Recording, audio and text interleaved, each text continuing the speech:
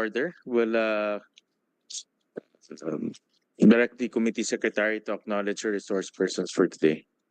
Thank you, Mr. Chair. Good morning. For the budget briefing on the proposed expenditure programs of the National Power Corporation, Philippine National Oil Company or PNOC, PNOC Exploration Corporation, PNOC Renewables Corporation, and the Power Sector Assets and Liabilities Management Corporation or PSAM, we would like to acknowledge our resource persons. From NPC, we have the President and CEO, Mr. Fernando Martin Rojas, together with Vice President Attorney Rohel Teves, Vice President Engineer Rene Baruela, Vice President Mr. Crisanto V. Hilario, OIC Vice President Attorney Charity Jaima, OIC Vice President Attorney Manuel Luis Plafino, Manager Ms. Maria Annabel Versosa, and Manager Mr. RJB Manibo. From the Philippine National Oil Company or PNOC, we have the President and CEO, President Oliver R. Botalid, together with Senior Vice President Attorney Josephine Cassandra Cui, Department Manager Ms. Maria Rowena Raimundo, Department Manager Ms. Alma B. Taganas, and Head Executive Assistant Ms. Maria Francesca Garcia. From PNOCEC, we have the President, OIC President and CEO Mr. Jaime A. Bacod, together with Vice President Candido Magsambol, Manager Miguel A. Tordilla, Manager Federico Galang, and Manager Mr. Alexis Man de la Torre. From PNOC Renewables Corporation or PNOC-RC, we have the Budget Manager, Mr. Arnel Corona. From the Power Sector Assets and Liabilities Management Corporation or PSAM, we have the President and CEO, Mr. Dennis Edward A. de la Serna, together with Ms. Twinkle Bautista, Ms. Loida Oy, and Ms. Ruela T. Foliada. We have also requested the presence of the following agencies. From the DOE, we have Attorney Myra Fiera Roa and Attorney Rowena Joyce de los Santos. From ERC, we have Ms. Jenna C. Marinas. From NEA, we have Deputy Administrator Attorney Rosan S. J. Rosero Lee, together with Ms. Ruth Ramirez and Ms. Rosie M. Alamillo. We have also invited a representative from Transco, but we are still waiting their attendance. From the DBM, we have Mr. Mark James Evangelista, and from the Commission on Audit or COA, we have the Supervising Auditor, Ms. Cynthia Herrera, together with Mr. Alexander L. Espina, Auditing Leader for NPC, Mr. Jonathan Javier, OIC Supervising Auditor for PNOC, Mr. Pablo Gonzalo D. Mendoza, Auditing Leader for PSAM, Mr. Virgel Bautista, Auditing Leader for Transco, Mr. Halil Bagul, also Auditing Leader for PNOC, Ms. Nanette Rose Garcia, also an Auditing Leader for PNOC, and Mr. Melvin Fabillan. That's all, Mr. Chair. Thank you. Thank you. Thank you, Committee Secretary. Again, thank you very much for coming to the budget hearing for PNOC and all its subsidiaries, National Power Corporation, and PSAM, Philippine Power Sector Assets and Liabilities Management Corporation. So for an orderly discussion, we'll proceed with the presentations first. So we'll request the different agencies to do their presentations, and then after that, we'll open the floor for Q&A. So we'll start off with PNOC and all of its subsidiaries, and then later on, we'll go to National Power Corporation, and then to PSAM. All right. So we'll call on PNOC for their presentation. Good morning, Mr. Chairman.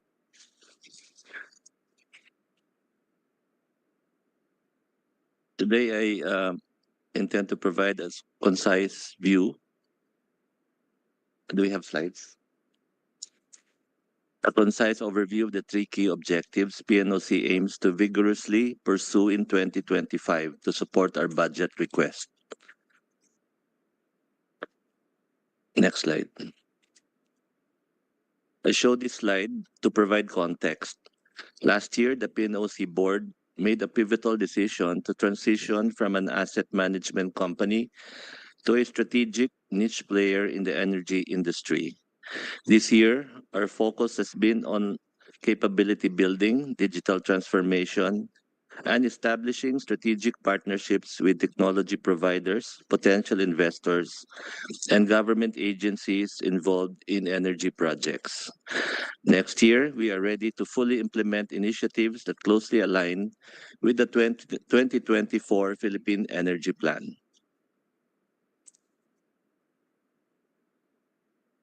Next slide, please.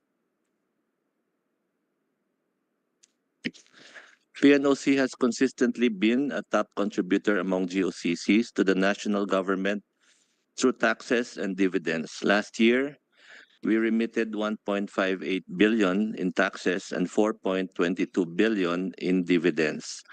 Since 2010, our total taxes paid amount to 66.2 billion and total dividend contributions since 2010 was 25.5 billion. Our first strategic goal for next year is to establish a joint development agreement with the most suitable developer operator for the repurposing of our ESB port in Mabini, Batangas, the first OSW port that will operate in the Philippines. We are actively promoting this project and have received a number of inquiries from interested developers. The frontrunner wind developers aim to launch wind turbines from this site as early as 2028. According to the Philippine Energy Plan, the commitment is to achieve 35% of the total generation mix from renewable energy by 2030, with a specific target of 1,750 megawatts generated from wind. Our second objective is to enhance energy efficiency by installing rooftop photovoltaic systems in key government buildings. PNOC is uniquely positioned to support the goals of RA 11285, the Energy Efficiency Act, and the Interagency Energy Efficiency and Conservation Committee resolution, which advocates for solar PV installations in government buildings. To date, we have signed contracts with 5 agencies for a total of 5.5 megawatts. We anticipate signing additional contracts with 3 other government agencies before the end of the month, which will bring the total to over 6 megawatts, and we aim to ramp up to at least 20 megawatts next year. Our third objective for 2025 focuses on supporting NPC's mandate. Currently, electricity customers pay 18.05 centavos per kilowatt hour in UCME to subsidize diesel-generated electricity in off-grid areas. PNOC plans to launch initiatives that reduce this dependency through renewable energy solutions, including solar installations, hybrid wind solar technology, micro-hydro systems, and modular LNG generators. We have secured technology agreements with reputable international firms that have successfully implemented these systems in many developing nations. Our goal is to complete field testing early next year to determine the most suitable energy solution for each target area. Mr. Chair, PNOC seeks an approval for a corporate operating budget of 3.25 billion, fully sourced from our internal funds. A significant portion of this budget will be dedicated to projects supporting the 3 strategic objectives discussed earlier. We believe these initiatives will greatly contribute to the nation's energy transition goals of energy security, affordability of electricity prices, and environmental sustainability while ensuring PNOC's long-term financial stability. Lastly, PNOC seeks the favorable action of this committee to amend the standard special provision.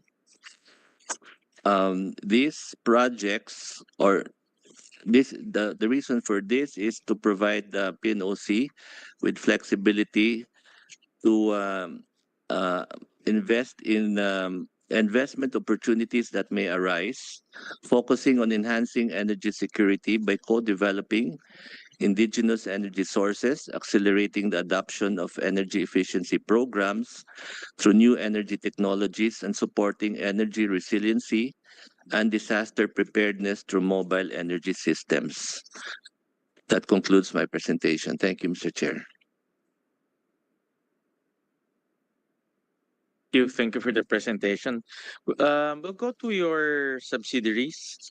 There are 2 subsidiaries, PNOC Exploration Corporation and PNOC RC. So we'll go with PNOC EC first for their presentation. We'll do the rounds first and then we'll open the floor for Q&A. Yeah, thank you, Mr. Chair. We'd like to request our Vice President for Management Services Division, Mr. Candido Magsumbol, to present the report. Good morning, Mr. Chair. So I'll be presenting PNOC EC's projects, accomplishments, and our indicative work program and budget for 2025.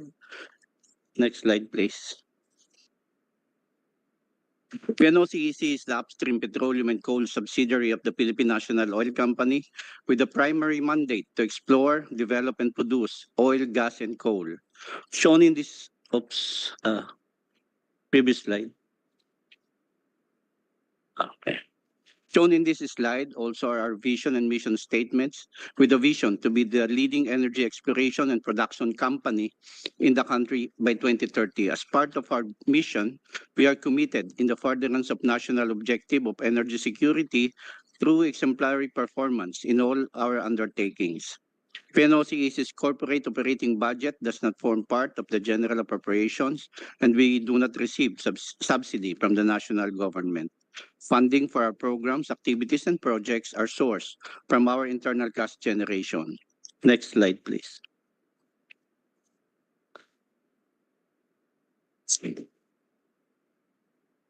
This shows the areas of operations of PNOC EC, where company holds interest in 8 petroleum service contracts, 4 operated by PNOC EC, while the remaining 4 are in joint venture with private petroleum companies. We also operate at 100% equity 2 coal operating contracts or COCs, namely COC 41 and 204, both located in Zamboanga, Sibugay Province. COC 41 is already in the development and production phase, while COC 204 is still in the exploration stage. Next slide, please.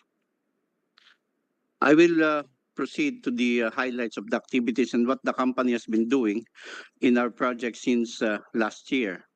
For SC38 Malampaya, the consortium led by the operator Prime Energy continued production of natural gas and condensate.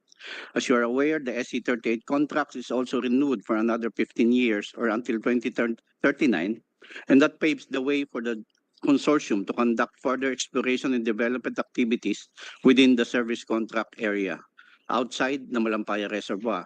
These are aimed to find new reserves and extend the project life. The consortium continues to conduct the preparatory activities for the drilling and development of at least 2 commitment wells under the SC renewal terms.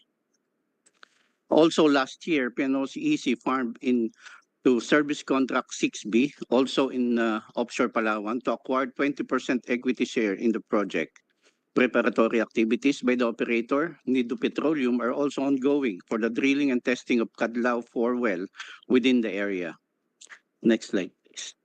For SC37 Cagayan Basin, we continue the drill site preparations and procurement of services and materials for both the drilling of Chico Prospect and the workover of a previous discovery, Mangosteen Prospect. The workover is aimed to test Mangosteen Reservoir's producibility and subsequently evaluate potential for commercial development and production. For SC57 Calamian in offshore Palawan, that PNOC EC operates 100%. PNOC EC completed the acquisition of 1,519 square kilometers of 3D seismic data in June of this year. The processing of the seismic data acquired is currently ongoing. Next slide, please. For other service contracts, in SC59, we have ongoing studies for the drilling of prospects already identified in the area. This is currently under force majeure due to West Philippines the issue, while for SC79, we have data purchase and ongoing interpretation of available seismic data. We also reviewed options for the conduct of geochemical survey or hydrocarbon SIP analysis as part of evaluation of the prospectivity of the area. We also continued evaluation of several domestic blocks for possible application or nomination to the DOE or farm in if there are existing service contractors. Next slide.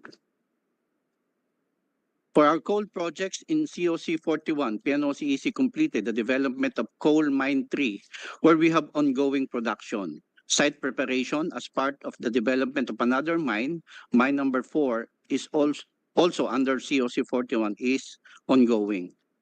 While for COC 204, we have ongoing exploration drilling and geophysical logging as part of the determination of reserve potential.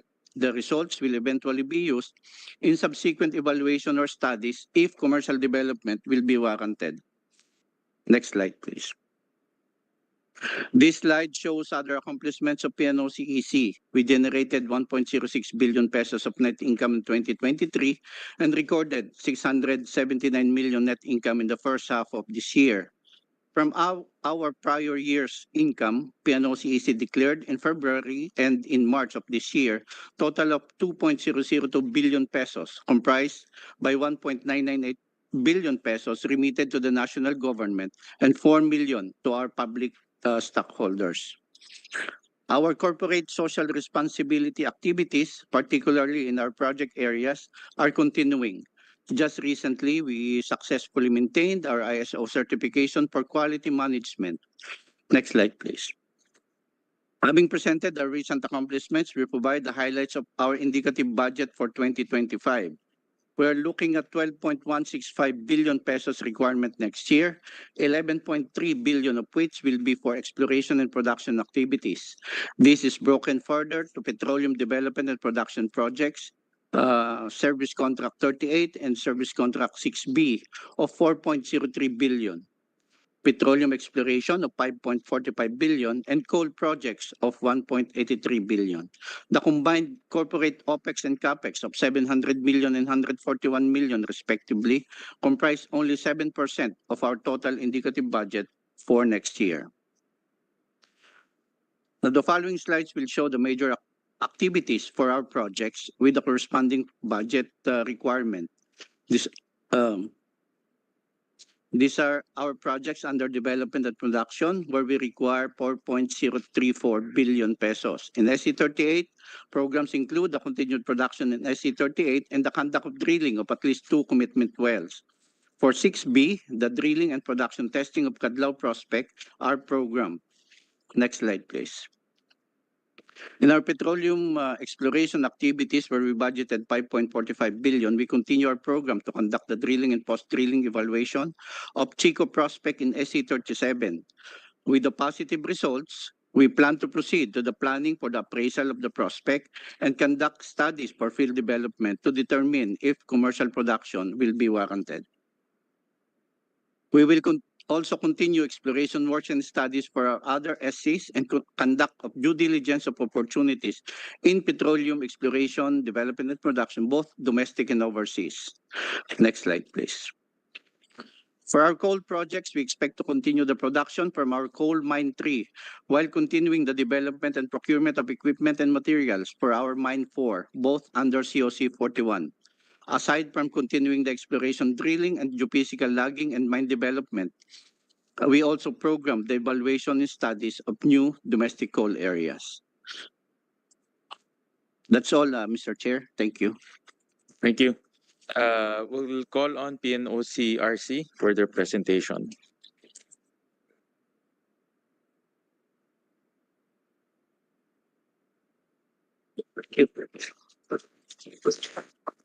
On behalf of PNOC RC, I'm going to present the accomplishments of PNOC RC, including its plans, programs, and indicative budget for 2025. Next slide. Next slide.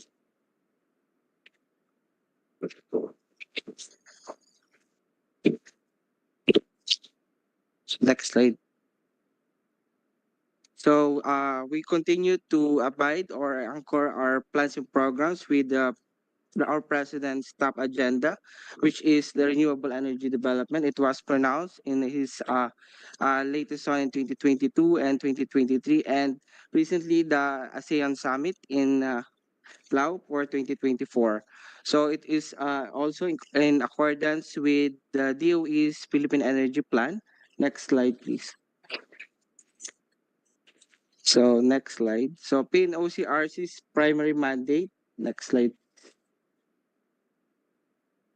So PNOCRC's primary mandate is to promote and undertake research, development, utilization, manufacture, sale, marketing, distribution, and commercial application of new renewable, non-conventional, and environment-friendly energy sources and systems.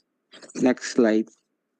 So what are the challenges encountered by PNOCRC in handling or carrying out its mandate? So these are the following. So very broad mandate on renewable energy development. As capital intensive business, it has low seed capital of 706 million only.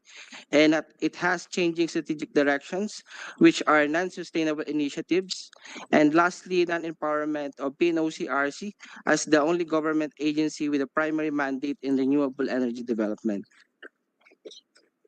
So these are the accomplishments of PNOCRC for 2023, the operation and maintenance of existing renewable energy projects, signing of joint venture agreement, intensification of its solar rooftop projects with government agencies, continuation of technical services for operation and maintenance, continuation for technical services for pre-development activities of big ticket RE projects, and in support with DOE's government energy management program.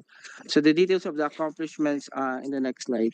So for operation and maintenance, we operated 2.57 megawatt solar rooftop installation in 13 government agencies. We have 1 megawatt Rizal hydropower plant. For the joint venture agreement, we signed the 1 megawatt station Agno River irrigation system. So for intensification of solar rooftop project, we have added additional 0.29 megawatt additional solar rooftop installation in government agencies. And we continue to provide technical services with the private sector in support of their or in partnership with their government agencies in pursuing solar rooftop in their agencies. So for technical services, we continue to operate and maintain that 20.20 megawatt solar rooftop project in House of Representatives. For technical services, continuation of pre-development activities for solar farm in Cagayan and wind project in Cagayan. So for GEM, we are able to turn over 375 energy audits of LGUs and completed 3 solar demo projects for the Department of Energy with a total installed capacity of 117 kilowatt peak. For the GEM project, we are now completing the uh, EBCS component of the GEM project with the Department of Energy. So next slide.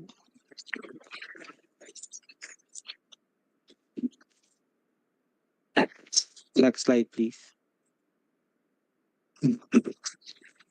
So as part of our operations, carrying out its mandate for the last 16 years, we incurred a net loss of 37 million 2023 as compared to 2022 net loss of 15 million. So the remaining assets of PNOCRC as of December 31, 2023 is 794 million. So the same with total liabilities equities of 794 million. So next slide. So for 2024 accomplishment as of August 31, 2024, PNOCRC was able to continue to operate and maintain its existing renewable energy projects. We continuously communicate with the JV partner for the ARIS project, continuation of the implementation of the additional solar rooftop project with the Department of DOST, which started its commercial operations last month, and with the LGU. So technical services for ONM for HREP, and we continue to provide technical services for pre-development for 100 megawatt peak and 150 megawatt of wind power in Cagayan. And also we are continuing our efforts to continue the EBCS component of the DOE GAMP project. So that is the breakdown of our accomplishments. So this is the financial performance and position of PNOCRC. As of August 31, 2024, we incur a net loss of 22 million, and the remaining assets is 752 million. So next slide. So aside from the financial impact of accomplishments, we ensured that we have contributed to at least six of the 17 sustainable UN sustainable development goals, which are the affordable clean and energy, decent work, economic growth, sustainable cities and communities, responsible consumption and production, climate action, and last year we have contributed at least 19,396 metric tons of uh, reduction in CO2 and sustainable cities and communities and strategic partnership with our private partners. So on the status of the turnaround plan of PNOCRC, for strategy one, which is to intensify efforts in the cash generation, we are able to collect the 52 million from PNOC for the BEP3 project, and we are able to improve our collection policy with the government agencies. So for the transfer of ownership and interest in renewable energy power plants, for MGI, the JV partners has still pending clarification on OGCC's right to tap as an exercise of right of first refusal. And for the 50% equity and Rizal hydropower project, our partner has an ongoing study whether to sell their interest in the project. For the sale of idle assets classified as investment property, we're still awaiting PNOCRC's Board of Directors direction. So on strategy two, which is to boost revenue generation and fiscal sustainability, we're improving our operation and maintenance of existing RE and EPA projects, and on the development of new renewable energy projects through solar rooftop installation in various government agencies and LGUs. So for 2023, next slide. Next slide, please. On the status of turnaround plan. Sorry. Okay. So for 2023, PNOC did not approve any capex for PNOC-RC. This is part of our PNOC President's strategic direction for PNOC. 2 steps backward and 1 step forward for PNOC. So recently, there's a direction from PNOC, the abolition of 16 plantilla position, where we received the GCG memorandum order last September 27, 2024. And also last June, July 2024, we are able to receive a communication from PNOC informing PNOC-RC that the Board of Directors of PNOC approved the activation of PNOC-RC. However, as of date, the GCG is still conducting hearings for the recommendation. So on the continued engagement with existing private RE developers, we continue to engage with private RE developers as a part of our continuing efforts for fiscal sustainability. So the plans and programs for 2025 and onwards of PNOC-RC. Next slide, please. So these are the plans. So we have to implement the status quo, reduce manpower cost. Second is the O&M of existing solar rooftop installation. We're still pursuing the sale of MGI and Rizal hydropower plant and the technical services for solar rooftop and EEC of government agencies. Next slide. However, for a positive outlook, if given another chance, PNOC-RC will implement the renewable energy development in support of the DOE's PAP. So to continue, for 2025 and 2027, PNOC-RC seeks clear and separate direction for renewable energy development and includes the IEECC resolution on PNOC-RC as the lead in solar rooftop installation. And number 2, status quo, reduce manpower cost, additional 3 megawatt solar rooftop installation. So this will be funded by the sale of MGI and Rizal hydropower plant. And lastly is the reorganization of PNOCRC. So for 2027 onwards, we really need the funding for solar rooftop installation because some government agencies did not have the sufficient budget to support the GEM project of the government. So next is additional 5 megawatt solar rooftop installation annually. And we also want to explore the microgrid system to improve the or to reduce the electricity cost of electric cooperatives and to pursue other RE projects. So PNOCRC as lead in GMP project. So the solar rooftop program in government agency. So why PNOCRC? PNOCRC has been engaged in solar rooftop projects since 2015. It was already recognized by the World Bank to be the lead implementing agency for GMP project and the sustainability of project. So we ensure the sustainability of project. So there is a 15-year cooperation period to support the O&M of its solar tip installation with government agencies. Also, we want to introduce the standardization of costing, up-to-date and new hidden cost for solar rooftop installation. Because based on our experience, some from our we receive a lot of solicitations from various LGUs with varying budgets for solar rooftop installation. And lastly, this is to ensure prudence and responsible spending and GMP investments of LGUs and government agency. So this is our indicative budget for 2025 for total employee cost of 26 million. So MOE of 17 million, total OPEX of 43 million and CAPEX of 3 million. We have a proposed or indicative budget of 47 million. That's all, Mr. Chair. Thank you. Thank you. Thank you for the presentation. Next will be fall on NPC, National Power Corporation. Mr. Chair, may I ask our Vice President for Admin and Finance, Mr. Chris Hilario, to present the details of our COP.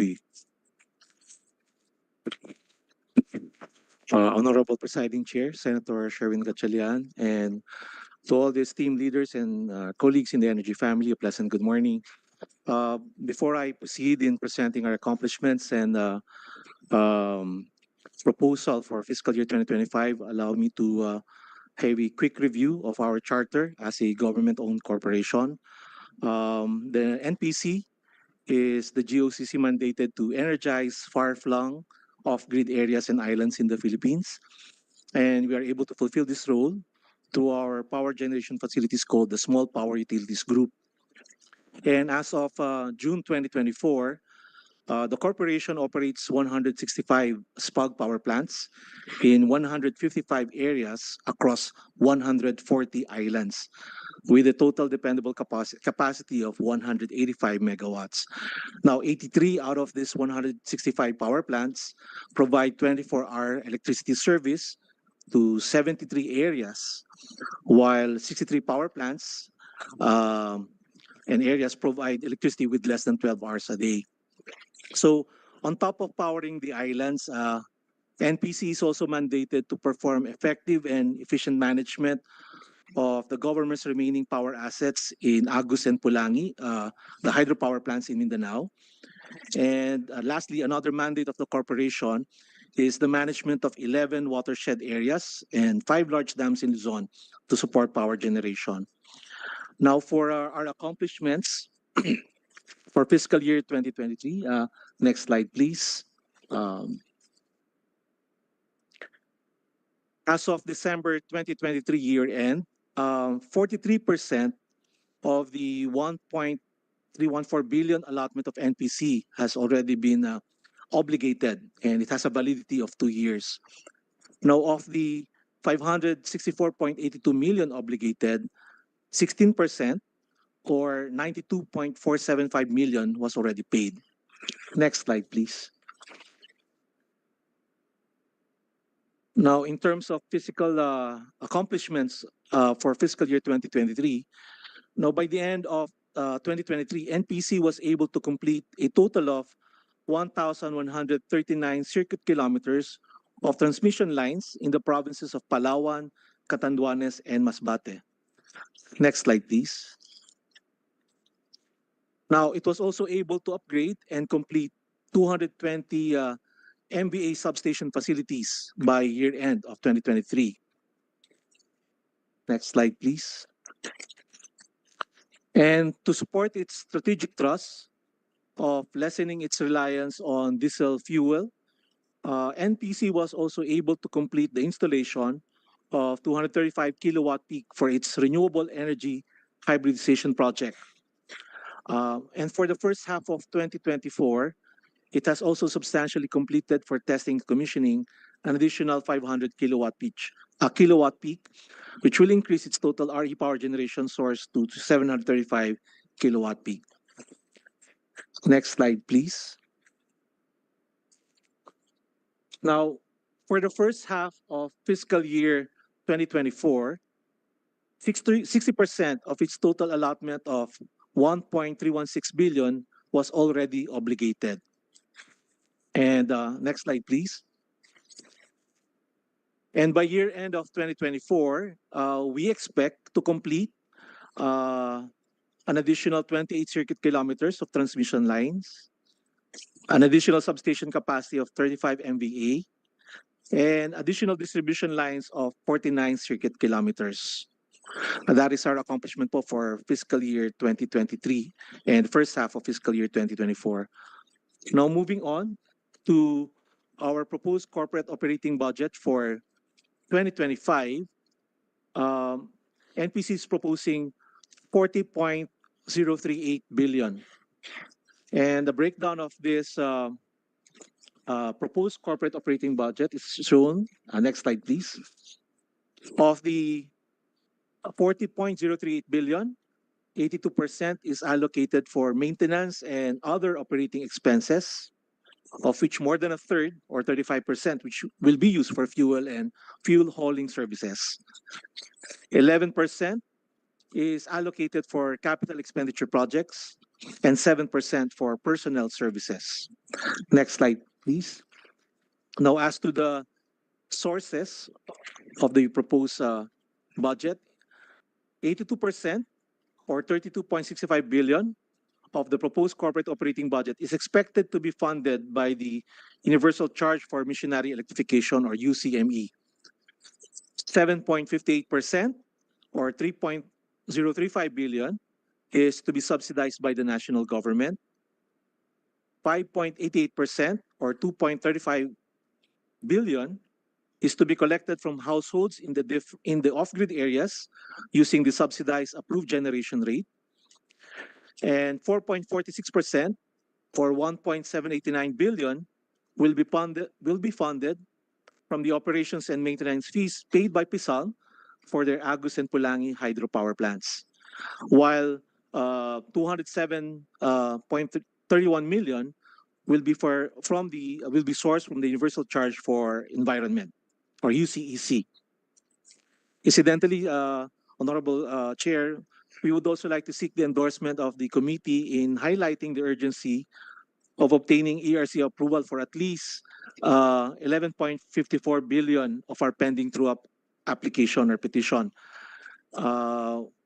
We would like to highlight that for every billion peso that NPC is not able to reimburse by the year end of 2024, to be used to pay primarily for our fuel expenses, NPC will be constrained to curtail electricity service by 2.1 hours beginning March 2025 next year, affecting close to 1.78 million households, mostly located in remote provinces or off-grid areas.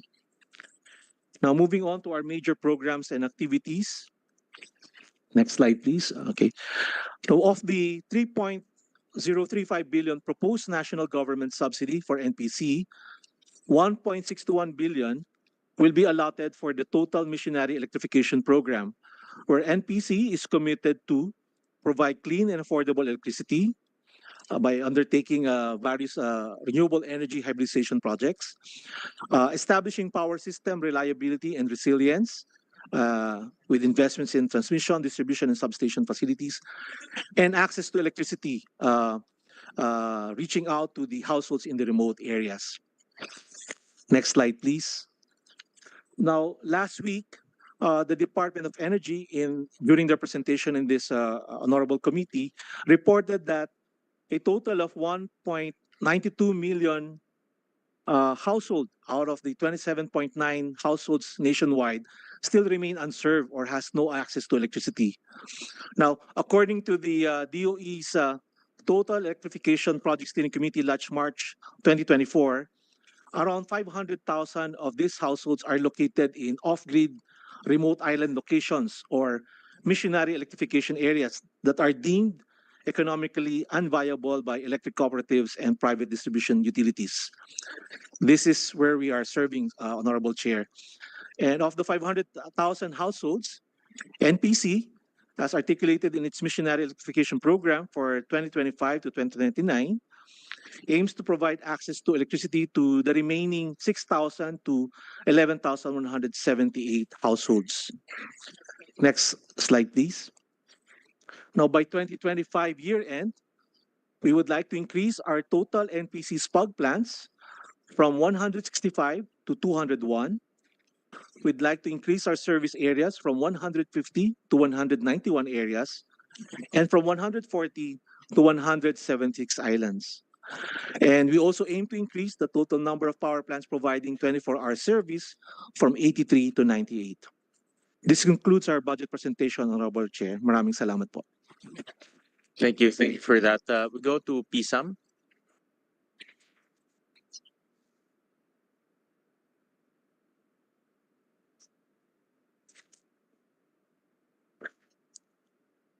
Good morning, Mr. Chair. I'm here to talk about our proposed 2025 corporate budget. Next slide, please. Next slide. So PSAM has three main mandates and functions. We are the government and GOCC to privatize and manage the remaining generation assets of NAPOCOR. We are to liquidate the financial obligations and administer the universal charge. Next slide, please. Next slide, please. As to our accomplishments, as of June 30, 2024, we have privatized at least 82% of the generation assets, equaling 9,026 megawatts. We have privatized the transmission business via concession agreement for 25 years, and we have disposed of around 1,771 lots, equaling out of 2,573 lots. Next slide. We have received 803 million privatization proceeds from the privatization efforts of PSAM. Next slide. And for the year 2024, we have collected about 29.11 private proceeds coming from different activities from the sale of generation assets, appointment of IPPAs, and the concession agreement with NGCP. Next slide. This is a profile of the remaining assets of PSAM. We have the Agus and Pulangi power plants in Mindanao, the CPK hydropower plant in Luzon, and our Mindanao coal-fired power plant also in Mindanao, Mr. Chair. Next slide.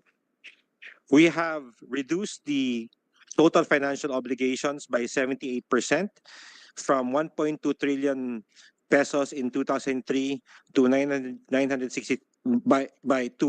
277 billion in June of 2024. Next slide. This is the total amount of financial obligations that we have paid from 2001 to June of 2024, amounting to about 2 billion pesos. 2 trillion pesos. With regards to the universal charge for ME, for renewable energy development cash incentive or the Red Sea, the environmental charge, the stranded contract costs and stranded debt, which are the 5 universal charges, we have collected and disbursed 277.58 billion pesos. Next slide.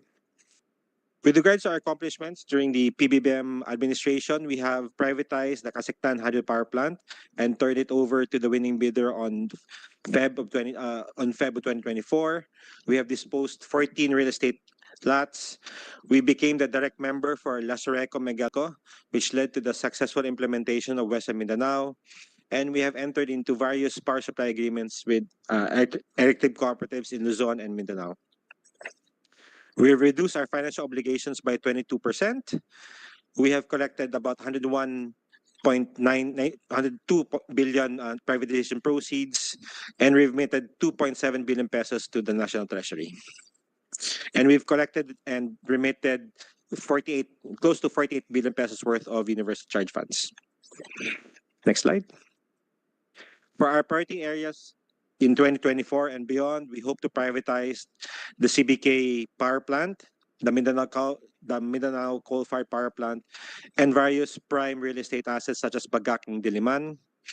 We will continue to, with regards to our asset management, we will continue to operate and maintain Agus Pulangi based on our operations and maintenance agreement with Napacor, and continue to sell the energy from those power plants to various customers in Mindanao. Next slide, please. We will also continue to service the remaining or the maturing financial obligations of 277 billion pesos. We will continue to manage our proceeds coming from our power assets, the MKE funding, and continue to provide the budget for Napacor through the MOA and Transco. Next slide. And lastly, with regards to our remaining mandates, we will continue to efficiently manage the universal charge. We hope to successfully litigate our remaining pending cases in court. And with regards to the corporate life of PSAM, we hope to extend the corporate life of PSAM, which expires in June of 2026. With regards to our proposed 2025 corporate budget, we are proposing 158.37 billion pesos, broken down as follows: for personal services, 470 million, for MOE, 157.87 billion, and for CAPEX, about 30 million pesos. This is just a further breakdown, highlighting that the majority of our budget is for the payment of debts and IPP lease obligations, purchase power costs, and various funding for Napacor, Transco, and our purchases in WESM. Next slide. This is a comparison between our 2024 and 2025 budget. As you can see, Mr. Chair, there's a reduction of about 42 billion pesos, mainly driven by the reduction in our payments of debts and IPP lease obligations and purchase power costs. Next slide, please. That ends my presentation, Mr. Chair. Thank you.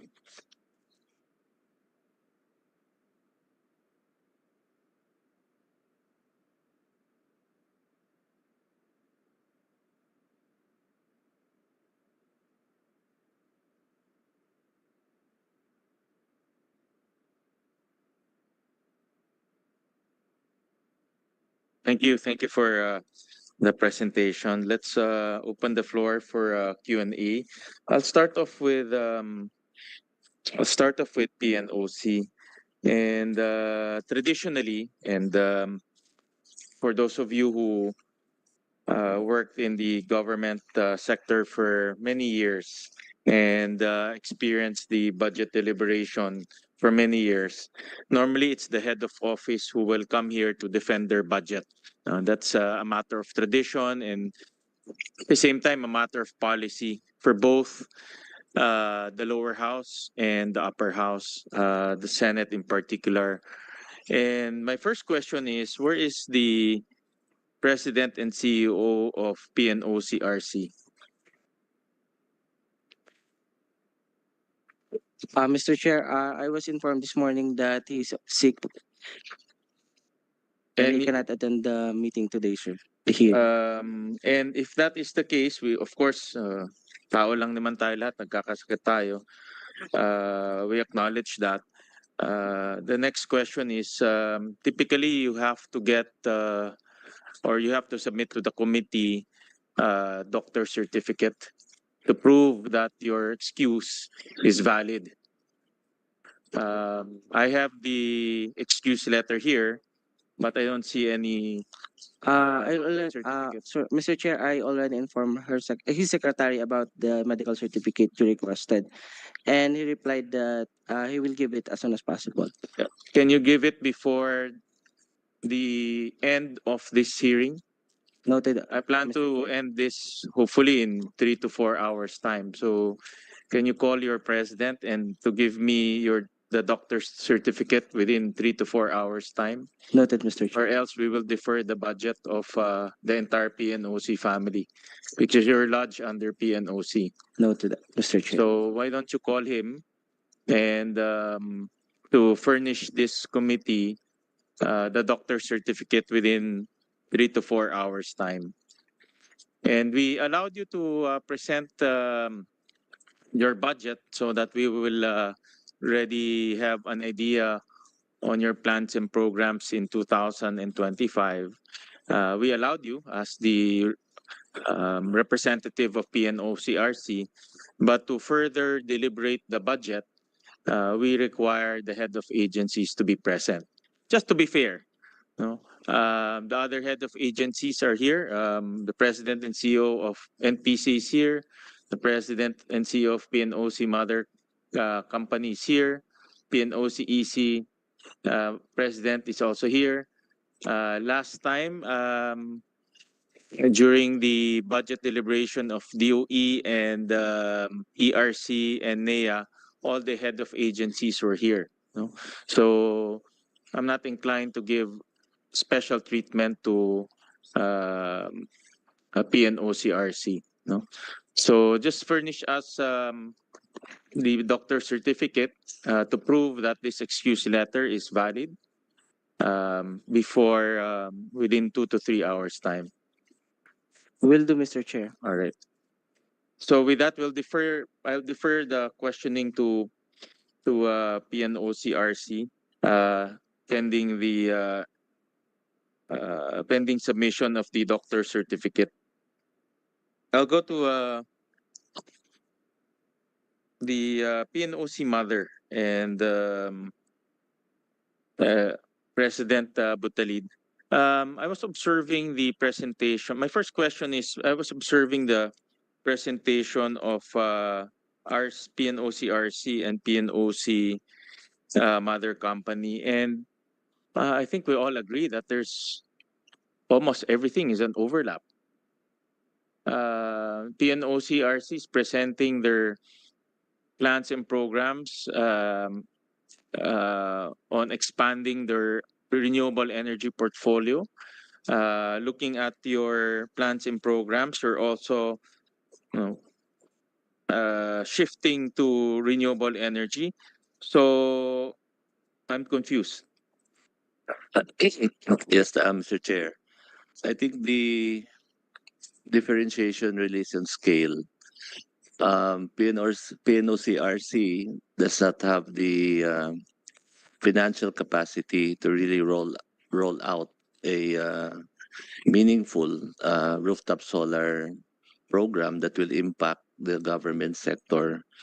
And so you're correct, PNOC mother and the board decided that it will be one of three objectives in 2025. So the second objective I discussed earlier was really to enable many government agencies that want to comply with the interagency energy efficiency mandate, but they do not have the capex or even the expertise to put up their own rooftop solar. So we have already, in fact, to date, signed MOAs with major agencies, PEZA, TESDA, NEDA, NFA, and there are many water districts. And so there is a very strong clamor for this to be implemented. And aside from scale, maybe the second differentiation, Mr. Chair, is the value proposition. So we are giving better prices. For instance, for we are giving RC before gave a 5% discount versus the utility rate. We are willing to give up to 20% depending on the location and scale versus the utility rate. So the value proposition is better. And so the intention really is for RC to conserve its remaining cash because really PNOC wants to play a role in terms of the bigger energy infrastructure for the future. And so the board decided that we propose to GCG not to abolish RC, but to deactivate RC. And the idea is over a number of years, as PNOC will be able to install maybe next year, hopefully 20 megawatts, and maybe after that more. The maintenance and operating of this will be hopefully at that time, if we strengthen RC, they can take that role of MOE. So that is the plan, Mr. Chair, to deactivate RC for now because they have their overhead expenses cannot be covered by the level of revenue that they have because of the very limited projects that they can come up with. So what you're saying, Mr. Butalid, is PNOC Mother will undertake similar projects with PNOC RC. The only difference is PNOC Mother can do it in scale, bigger projects. Therefore, you have economies of scale, and with that, you can deliver substantial savings for both the client and also the supplier. That is one, and of course now even some of their projects, Mr. Chair, are funded by the proponent, by the building owner. In our case, we will fund the capex for the entire installation. So this is, like I mentioned, a better value proposition. That is why there are many government agencies now that have expressed interest to collaborate with the PNOC for this energy efficiency initiative. I I'm trying to understand the shift, no? Because as we all know, the initial direction of PNOC once upon a time was oil and gas. No, I mentioned this to you during the last uh, budget hearing, and then after that, over the years, it shifted its focus to energy. In general. That's why once upon a time it even planted Jatropa, diba? Nothing happened to that, obviously. We all know that. It went into many projects. I'll show that later on. But to be honest about it, if you look at the projects historically and the projects now, I feel like it's just being done out of survival, meaning PNOC has to survive so that it's making or proposing a hodgepodge of projects without really generating any substantial return for the company. And when I say return, not only financial return, but also impact to society, impact to the sector. I'll show I gathered the list of projects. Yung list of projects na PNOs. Nasaan na yun? Yung historical projects. Yung mga historical facts. iPad. I have a list of historical. I'll show it later on.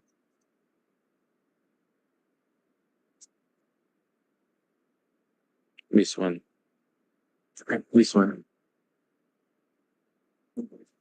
Yan. I'll flash it on the screen. This is since 2017. I've been hearing the budget of the Department of Energy and all of its subsidiaries starting 2000, I think 2019. Just flash that. Flash ko lang. Merong LNG hub project, merong energy supply base, meron strategic petroleum reserve. All of these are funded over the past few years because we to give some leeway and also to respect the decision of the management, we always approve the funding of these projects. Development of oil storage facilities,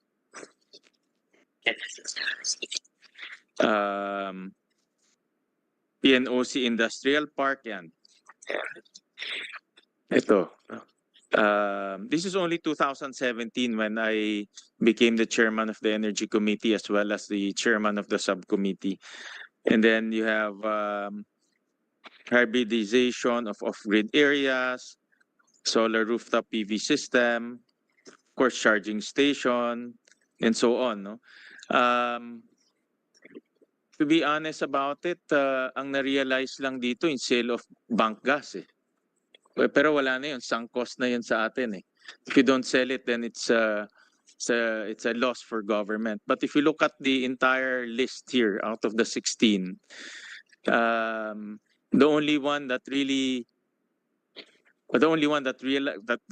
country realized was number 2, the sale of monetization of bank gas. No, so and I say this objectively. I'm not nothing personal, Mr. Butalid, but I say this as part of my job evaluating the budget of the different agencies, that PNOC in the past have always been requesting for money for projects, pushing different types of projects, but nothing actually are realized in all of these proposals. And if you also look at the projects, if you look at all of this list, it seems to me it's a hodgepodge of projects. There is no clear direction where PNOC wants to go, and how PNOC wants to contribute to society and to the country. That's the message or the analysis that I'm getting from all of these proposals. And now we're actually proposing many projects. Once again, I'll show the list of projects, and you have actually allocated some amounts. For example, rooftop solar PV system for government projects is 120 million. I'll show it later on. And then you also want to go to RES, retail and electricity supply, 500 million. Then a PNOC self-generating industrial park, 750 million. These are not small amounts.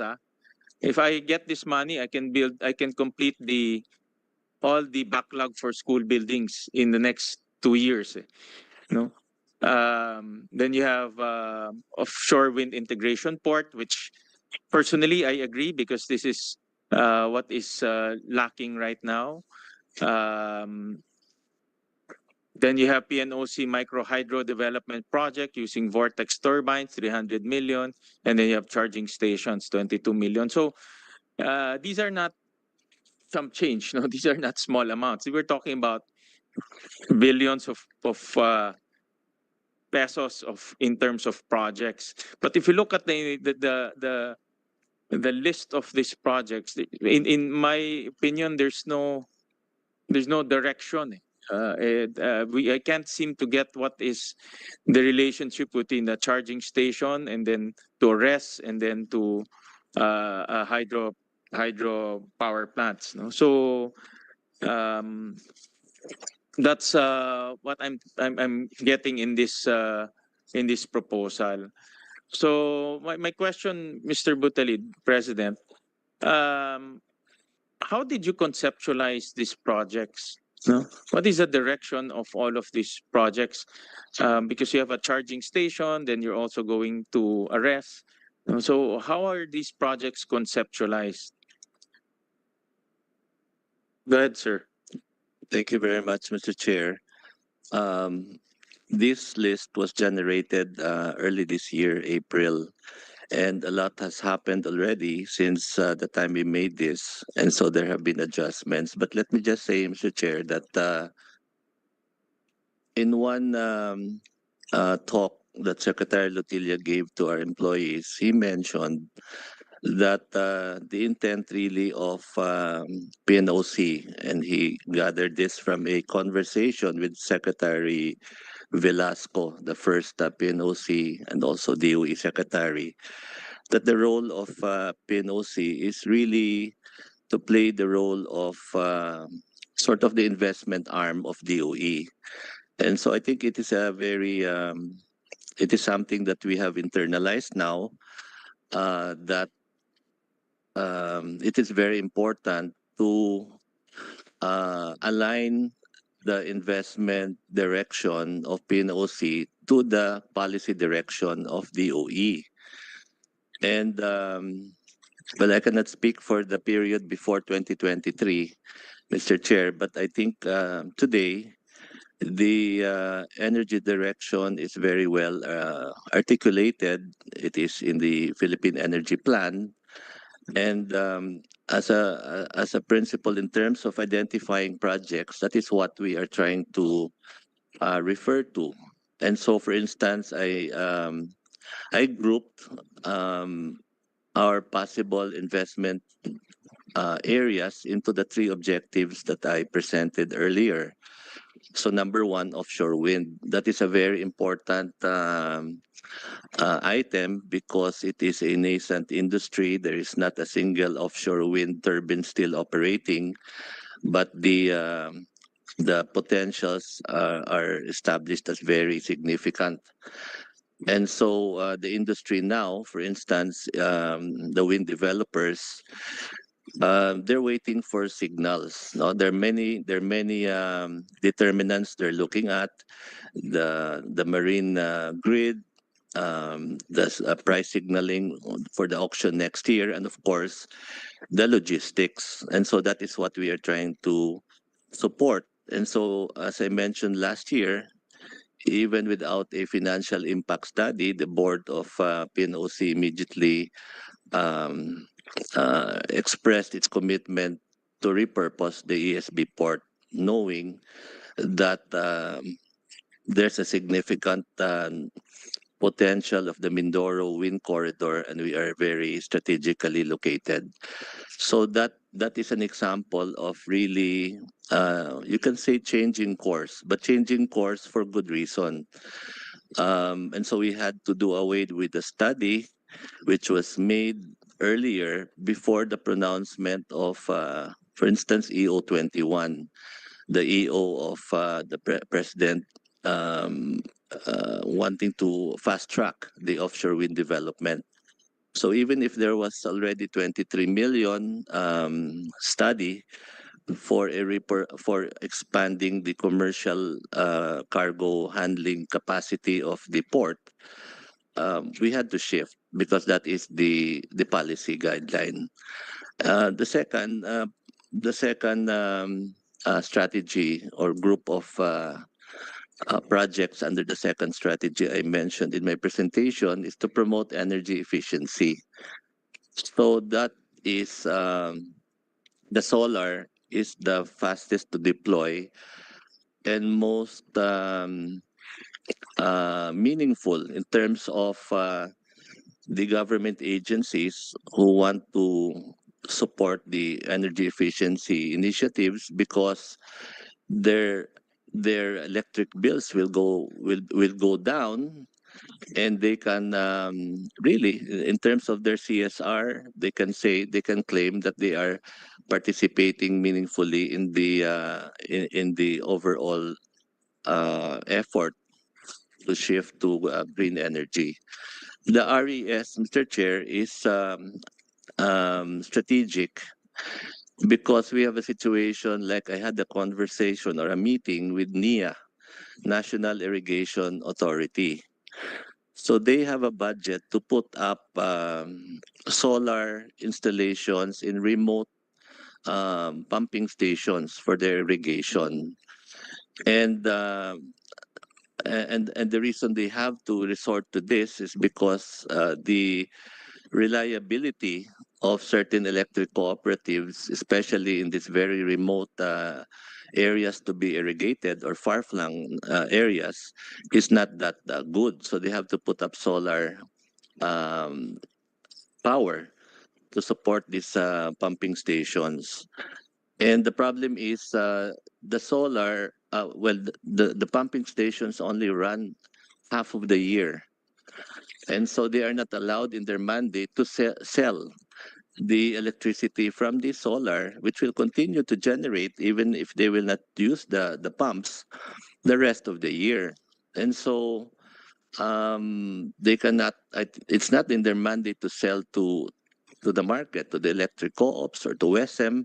And so they would need an entity like PNOC to play the rest role for this. So this is an example. And the third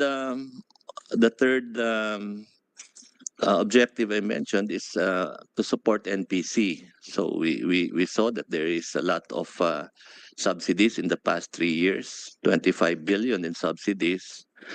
And so we think we can deploy technology, not only solar. There are many new technologies now that are very suitable for remote islands. So this is the direction, Mr. Chair. While it may look like a hodgepodge, it really is united to these three objectives that I mentioned. Now, pertaining to the matter that we are not anymore, or we have strayed from the original mandate to promote oil projects. That is true because it was a government decision to exit the downstream industry, and our other ASEAN national oil companies, they're very large, Petronas and Pertamina and PTT. They are very strong in that area. But in our case, we have decided as a government to exit from the oil industry. Nonetheless, we are entertaining proposals for micro refineries. We have not yet established the viability, but there have been some investors who have proposed new technology, which is supposed to be well, uh, make it lower cost for diesel, especially in the remote areas. So we are also going into that, and we are also um, improving our collaboration with our ASEAN counterparts, NOCs, they call it, national oil companies. In fact, in the past, Pertamina and Petronas CEOs have not been investing in the Philippines. Now they're looking at areas where we can collaborate. So these are the insights, Mr. Chair. It's not really um, that there is no rhyme and rhythm to the projects we are proposing, but it's really on what clear direction, policy direction is coming out of DOE in the PEP and other initiatives they would like us to look at. Thank you, Mr. Chair.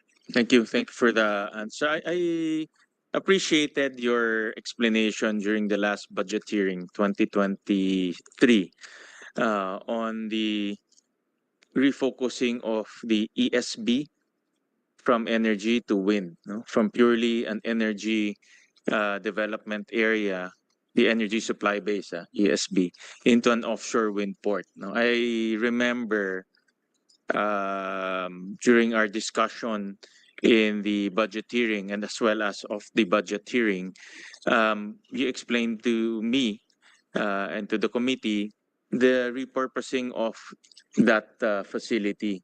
And I do acknowledge, that the repurposing seems to be a good direction, because offshore wind, as explained to me, needs a lot of logistical support from government. And I do admit that, um, uh, building an offshore wind facility is really a challenge. It's not as simple as just putting, the wind pillars and connecting it to the grid, and it will already inject power.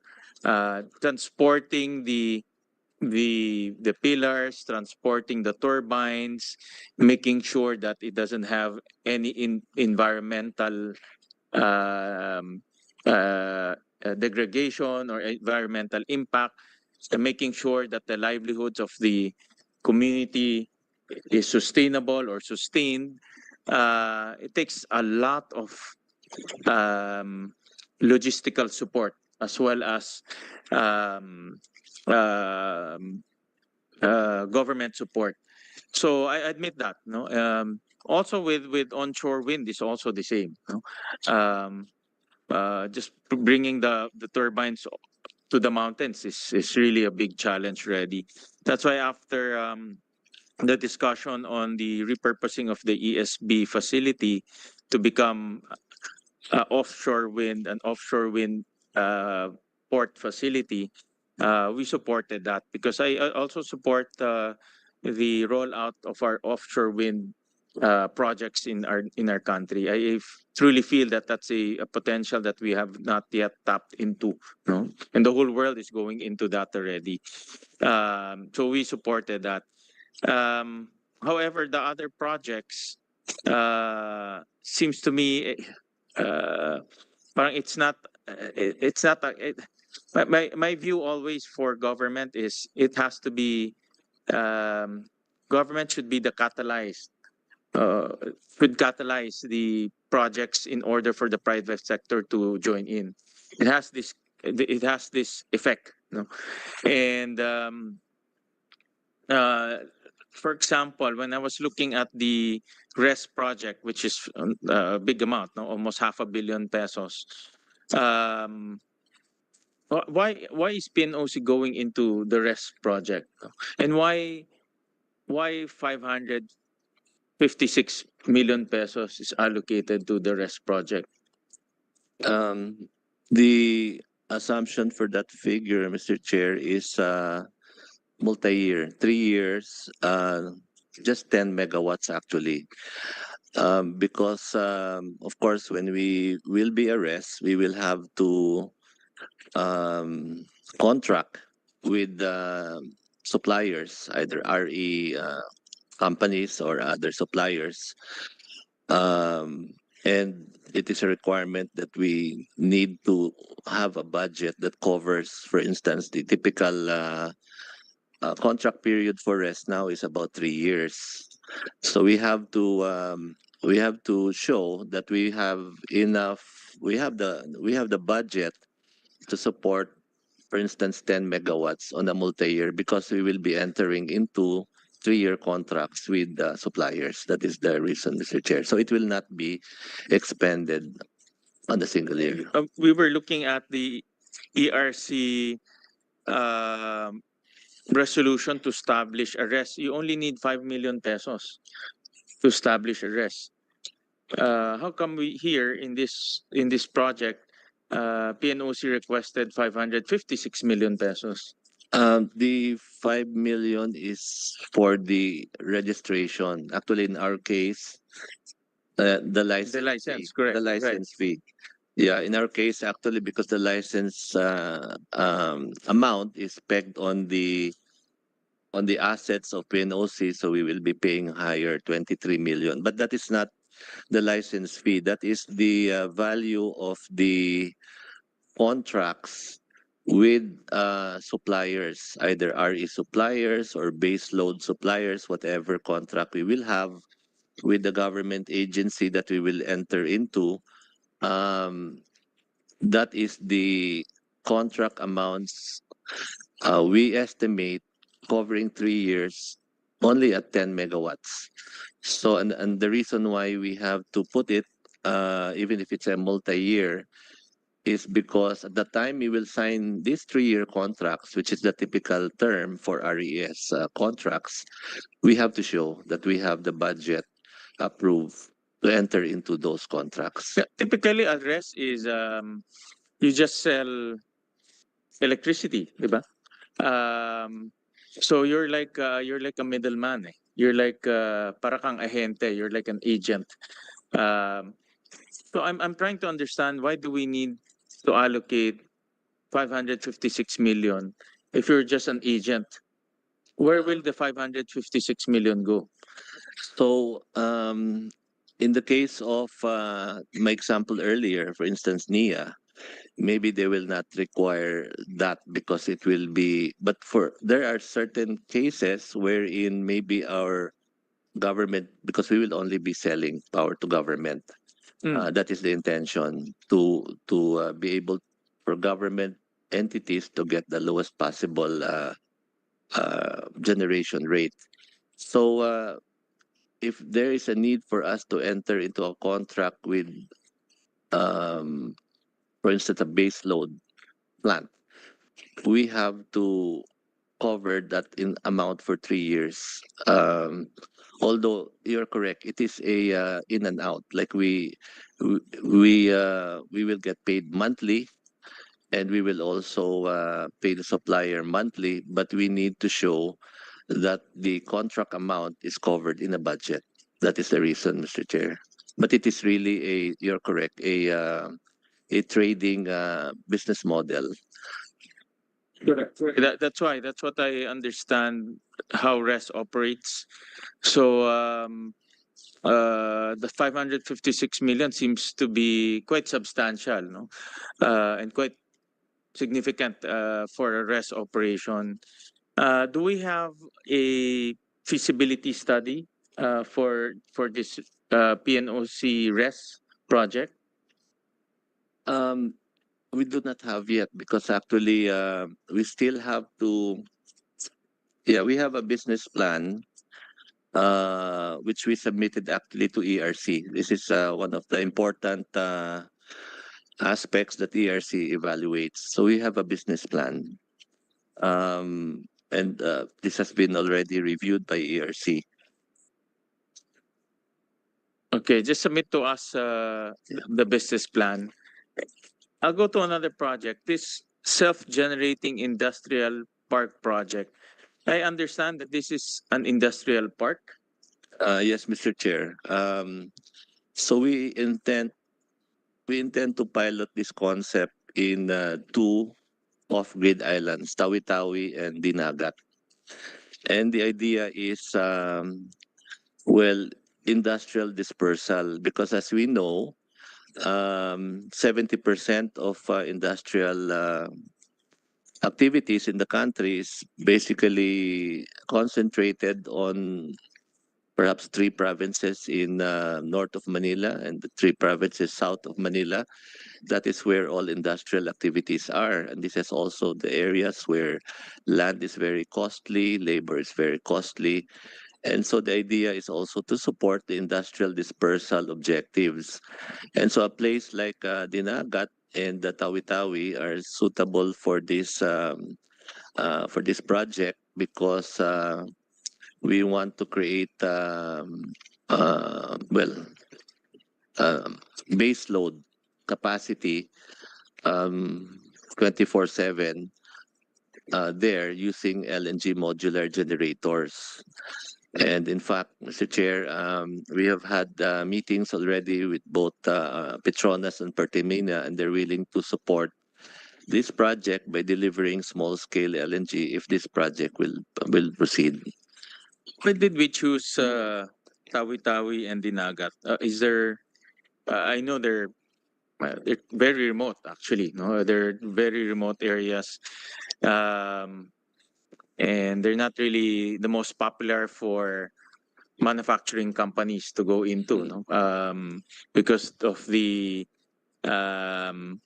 distance from the port area, distance from the market.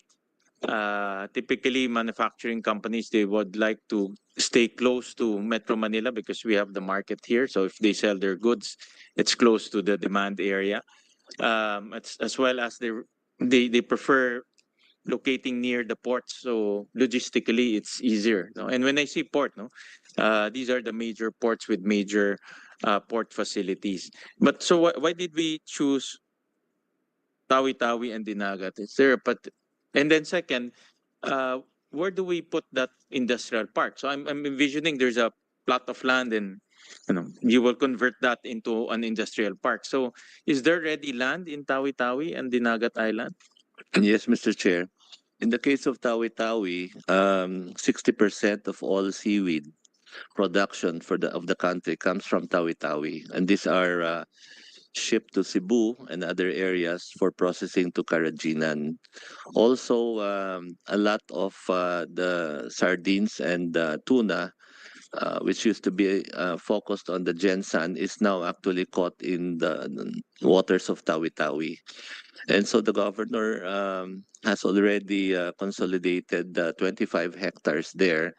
And in fact, using their own funds, are already developing the port. So the only missing element really for this is the supply of energy. Right now, the Tawi-Tawi is relying only on diesel generation of NPC, and so this is the best first model of this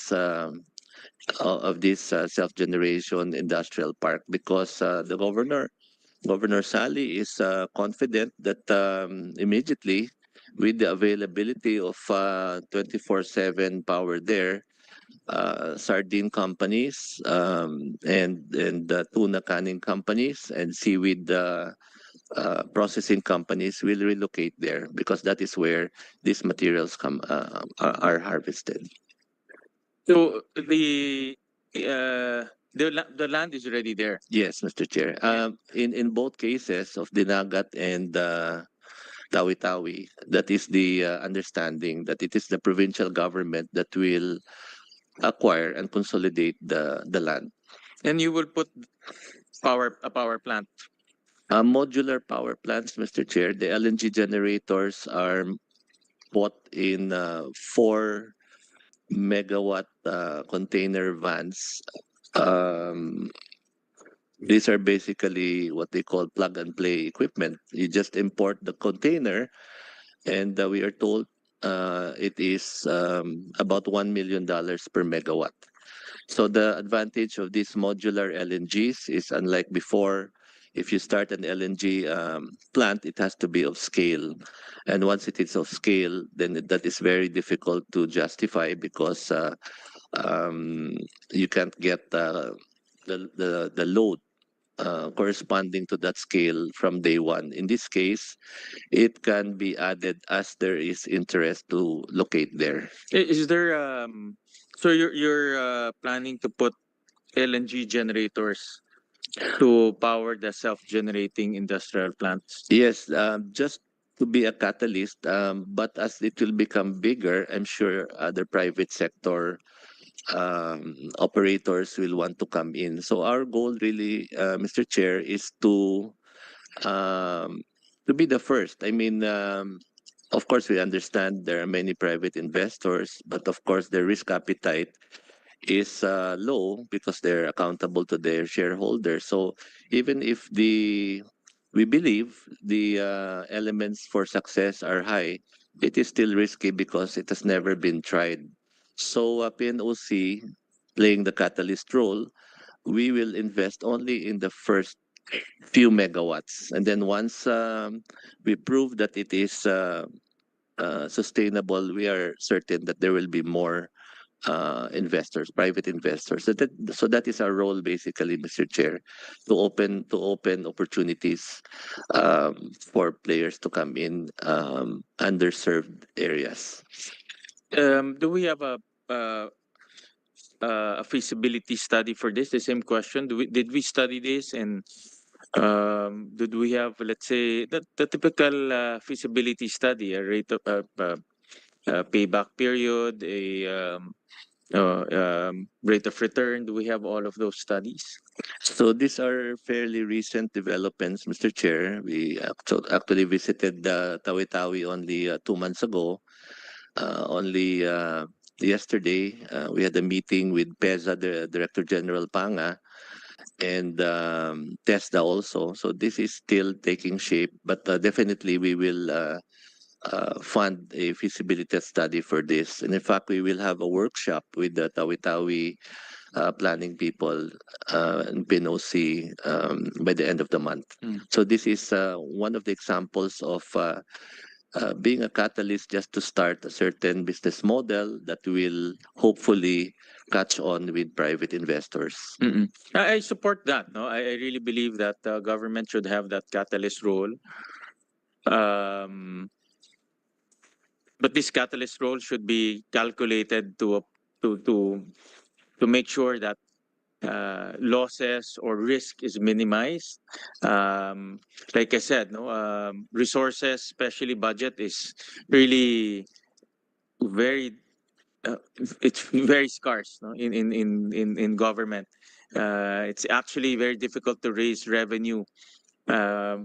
And that's why we need to make sure that every budget, whether it's corporate in nature or it's JA, we have to make sure that every peso spent translates to productive outputs, whether it's through profit, through creates positive outputs to society or to the whole country. It has to have that positive output and also minimize risk, because being a catalyst always have its risk. That's why it's important to come up with feasibility study and study it very well. That despite all of this risk, we will create positive outputs and the community will benefit. Now, in this case, for example, if you are saying that Tawi-Tawi seaweed farmers will benefit, then how many seaweed farmers will benefit?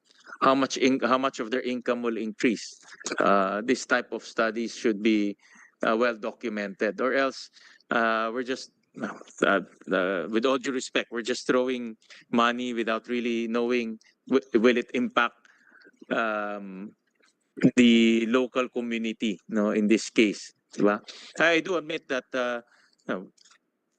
we can help the seaweed farmers, but by how much, no? And by how many? No, those are the things. I don't know if you've studied that. No, those are the things that if you perform a catalyst role, should be documented very well. Yes, Mr. Chair, we realize that. In fact, I can confidently assure you our risk committee, composed of the 4 private sector directors, are very rigorous. They're all from the private sector. They're all seasoned in investment, and we will definitely have a detailed study about this before we actually put money into this. In fact, Mr. Chair, that's the reason why until now we have not spent anything yet for the ESB repurposing, because we are really looking for options wherein it will not be necessary anymore for PNOC to actually fund the construction. So we have been fortunate to receive a lot of queries using new technology, using a combination of business models. So that is very much top of mind of PNOC, Mr. Chair, that every investment, every project we will go to will be rigorously vetted and studied. We assure you, Mr. Chair. Thank you for that assurance. Another project that I saw is the hydro development project using vortex turbines. Have we conducted a feasibility study on this project? Because you are PNOC is requesting 300 million for to fund that project. This is a project introduced to us by the Belgian government. It's a very innovative project, patented. It came from Belgium, from a PhD student dissertation, and now the this vortex is sort of a breakthrough because even run-of-river projects, Mr. Chair, it takes a long time to get through the social acceptability because you have to put a structure across the river. There's a lot of things to consider. This technology is very fast to deploy and can be deployed even in slow water speed of as slow as 2 meters per second and can generate electricity for a drop of only 1 meter. So it uses a vortex technology that enables the generating of power in the most remote areas. So we are piloting this in a remote area in the Visayas, in Cebu, the southernmost portion, a 125 kilowatt. It's a grant from the Belgian government. And so once we will be able to have this proof of concept, although it is already deployed in Indonesia and other developing countries, once we have this, then we will scale up. Then we will be able um, to have feasibility studies. So we're still in the construction of the pilot project, Mr. Chair. But this is a very exciting development in terms of hydro. I again, President Butalid, um, I know you have a board, you have a management, and you discuss all of these things to your board. You make the proposals, but I strongly suggest that um, we have a clear direction on where PNOC wants to go, and it's important. Personally, no, I don't subscribe to government competing with the private sector. It's one of those things that we need to have discipline on. In fact, I was looking at I'll flash this. No, the a GCG um, ownership and operations manual for the for GOCC sector. And they talked about in Article 11, I'll flash it. They talked about competitive neutrality, and I'm sure you've come across this term. No, competitive neutrality in simple terms is if the private sector is already present and they're doing well in that area, then government should not compete, no, with the private sector for obvious reason. Number one, the capitalization of government is much bigger. No, it has almost a big. They can raise money and they have bigger capitalization.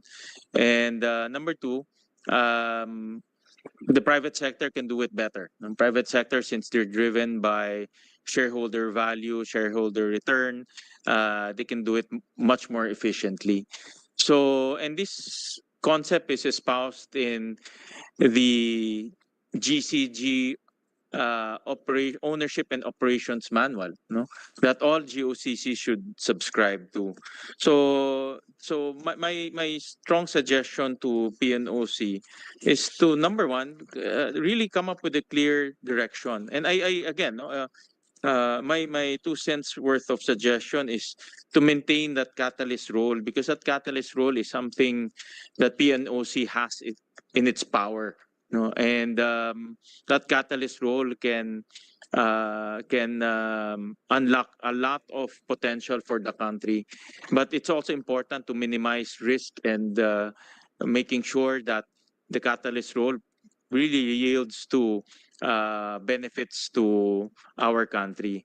And then number two, my suggestion also is to really avoid this competitive neutrality. Because and then in private sector they can do it. No, they can given the opportunity, given the guidance, they can actually build. For example, they can build your um, solar rooftop for government buildings. Uh, the private sector are also into big hydro as well as run of river hydro. I know they're also some companies are now aggressively putting charging stations. And in fact, the EV law or the EVIDA law gives DOE the power to um, dictate to the dictate to the developers, to the property developers, to already include charging station. So my point there, no, my point of the matter is, if the private sector is already present in a particular industry, allow them to flourish, no, in that particular industry, while government maintains its, like you said, no, and I agree with you, the catalyst role. Yan talaga ang role ng government. So with all due respect, I can see that you have some list of projects, and with all due respect, I really feel that these projects are just created so that meron tayong projects na gagawin, no? And also the other part is the feasibility study, no? I always request for feasibility studies because at the end of the day, I'm accountable to the people. You know, people will ask me why we approve these budgets. People will ask me why I supported these budgets or these projects. I should be able to tell them with extreme clarity, and that these projects will yield to profits, to value, to societal returns. No, so I know that you are aware of your accountabilities. I'm also aware of my accountabilities, and one of my guiding principles to whenever I hear project is I should be able to justify it to the public on why we approve these projects. So the feasibility study is a critical document for us to understand the rationale on why PNOC went into these projects. However, I understand that some of them are work in progress, some of them are not yet being developed. So I please submit to us a feasibility study of all of those projects that you have proposed. Can you flash the projects again, Carla? This committee will approve will have to make a decision whether to approve or not to approve your projects. But one of the most critical documents for us to decide or to make a decision is the feasibility study, to enable us to understand that these projects are worthwhile and the public will benefit from this project. So just submit to the committee a list, the feasibility or the business plan of all of these projects so that we'll be guided accordingly. Yeah, go ahead, sir. Thank you very much, Mr. Chair. I appreciate your observations. And in fact, I will say I agree 100% to what you have said, that number one, PNOC's value is really to play the catalyst role. And number two, we should not compete with the private sector, or what you quoted, competitive neutrality. So on the catalyst role, Mr. Chair, the case of entertaining different technologies, micro hydro, solar, wind. These are all relatively new technologies that we are hoping will be deployed in the 100 or so NPC areas. And so I agree that private sector can and should be interested to utilize these cutting or new technologies from other countries to solve the problems of the off-grid areas. But of course, the first mover appetite for something untried is relatively low in terms if from the point of view of the private sector. So it's true they are the engine of growth, but in terms of initiating new technologies, many of the established energy companies will not prioritize deploying their funds in off-grid areas using new technology. So we want to play a catalyst role there. And we already have 4 technology partners. We will have, like you mentioned, Mr. Chair, everything will be done gradually and systematically. We will only start with one project, get data, determine the actual viability from actual field tests before we will even scale up. So every project will be backed up by a study. But the first thing really is to find what we think is a suitable technology for the off-grid areas, and then procure this model units, and then have a field test. Then we will have actual data, because these are technologies that have been tested in other countries, but not yet in the Philippines. And so in terms of the rooftop, Mr. Chair, you are correct. This is a very well developed industry. There are many reputable rooftop solar installers. In fact, the many multinational industries in eco zones already have rooftop solar. Many of the malls, many of the big establishments have already rooftop solar. But in terms of government, there are a limited number of private solar companies. Number one, who will agree to a business model front of capitalizing the entire cost and then recovering it over a long period of time. The payback period for a rooftop system is about 7 years. So most of the private installers are actually EPC. So the industry is really composed of EPC solar installers. There are very few who actually are have the business model of entering into long-term contracts with government, because they perceive this to be a collection risk. They say, well, the government changes, heads change every so many years, and so maybe it's good for the first few years, and then later on they cannot collect. So there is some hesitancy of reputable companies to service the needs of government entities. So we are doing this, and after we will prove, Mr. Chair, that government institutions are stable clients, that there is really no implementation and collection risk, I'm sure it will be it will encourage the private sector to service more government, and we will exit this particular segment. So actually, we don't have any installers, Mr. Chair.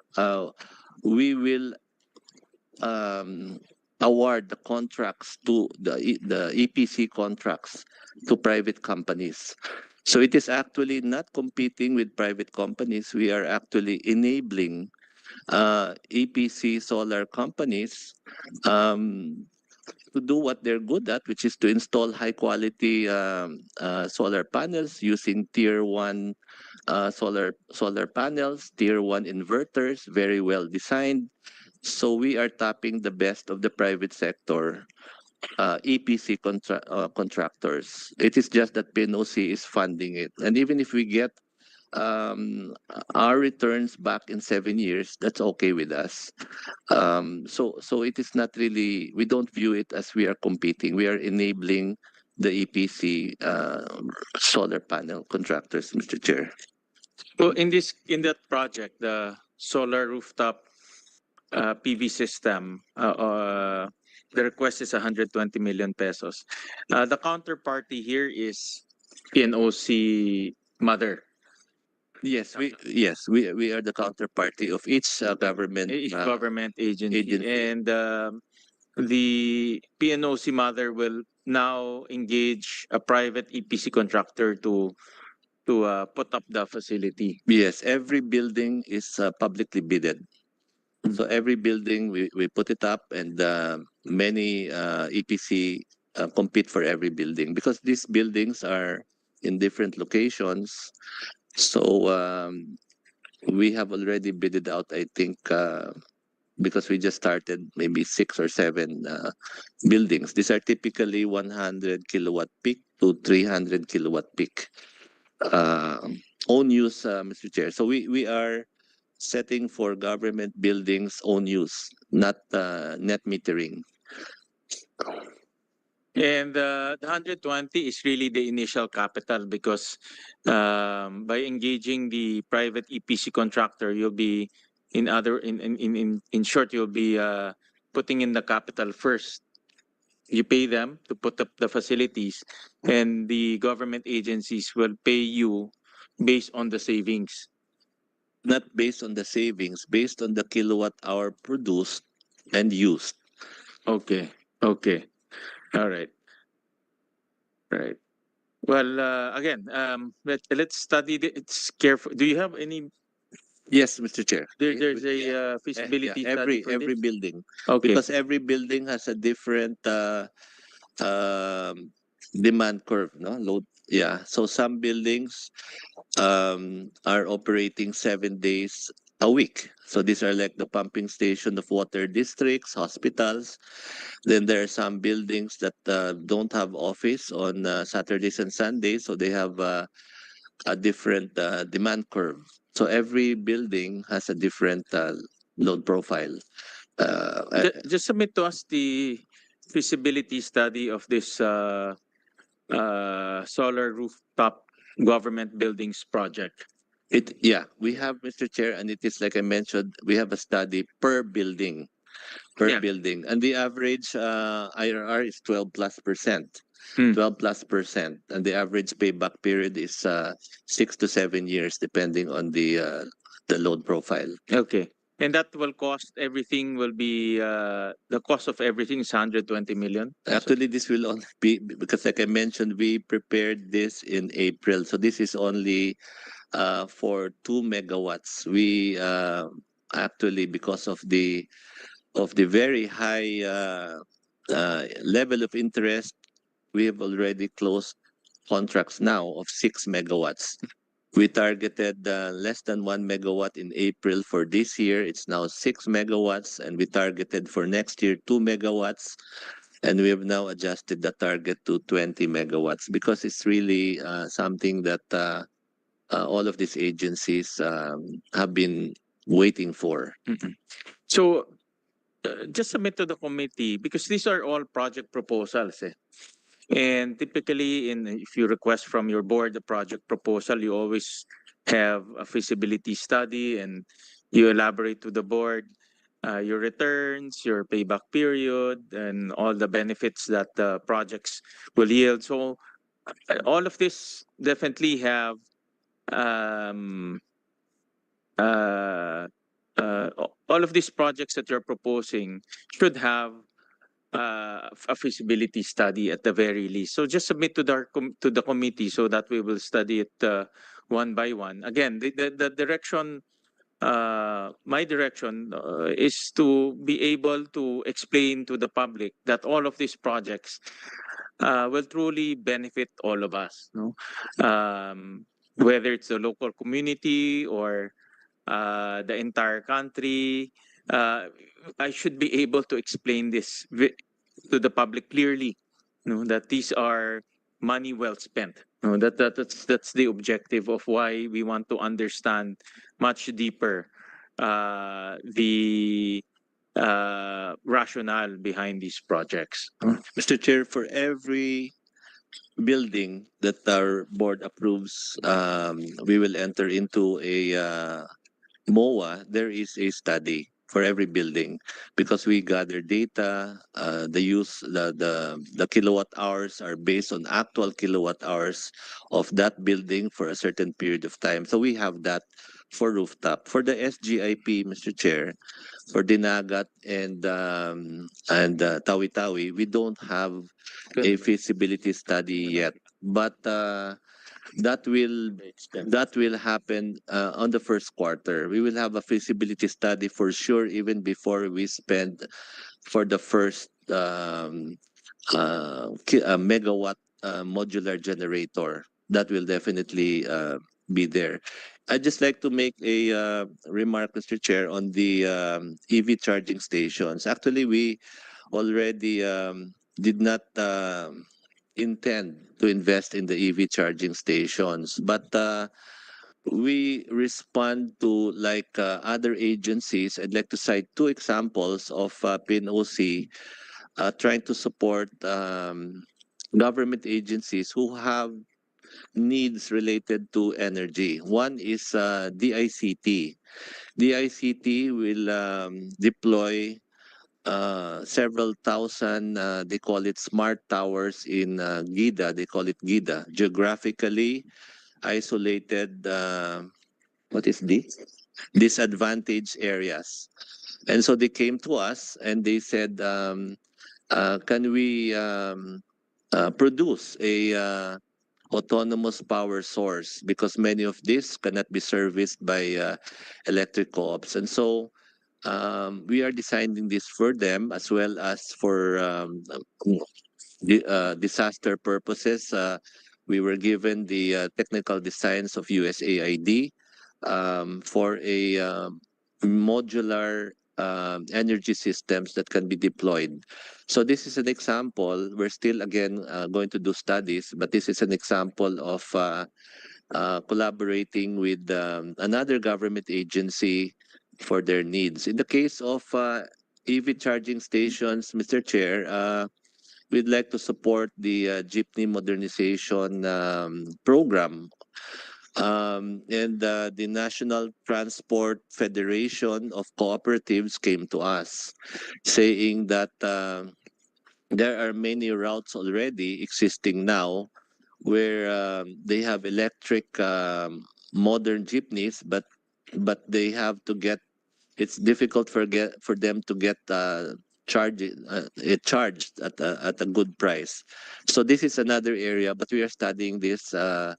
And again, we will always start with a pilot project. We have identified the Alabang Sapote route to be the first. So before we scale up, we will always have a pilot project. Whatever project it is, there's always going to be a first pilot project. I'll go to another. I saw in your budget that the capital outlay, I will flash it, increased. Well, first your budget increased, no, from in 2024 1.9 billion to 3.2 billion into 2025. A substantial increase. This one will be from capital outlay there, no? And what are the increases in capital outlay? These are investments, typically. No? yes. So what are these the projects that we were talking about earlier? Yes, they are, Mr. Okay, Chair. okay. They So are. included in that capital outlay is the self-generating Yes, part. Mr. Chair. Okay, the Yes. EV charging station, the mini hydro, the rooftop solar system. So Yes, all of Mr. that Chair. Yes, kasama Mr. siya Chair. dyan. Yes, Okay, Mr. Chair. alright. Okay. So we talked about that. So just submit to us the feasibility study. Again, the direction here is to be able for me to explain to the public why these projects are important to our country. Mr. Chair, we will submit the actual study for the rooftop, but for the others, we have a concept study. So these are what we can submit immediately. Okay. Yeah, just submit to us whether it's a feasibility study, a concept study, or a business plan. Just submit to us, no? And clearly stating the profits and well the returns and the benefits to We will do, Mr. Chair. country. Right. I'll jump to PNOC EC. I'll jump to one of the subsidiaries. Oh.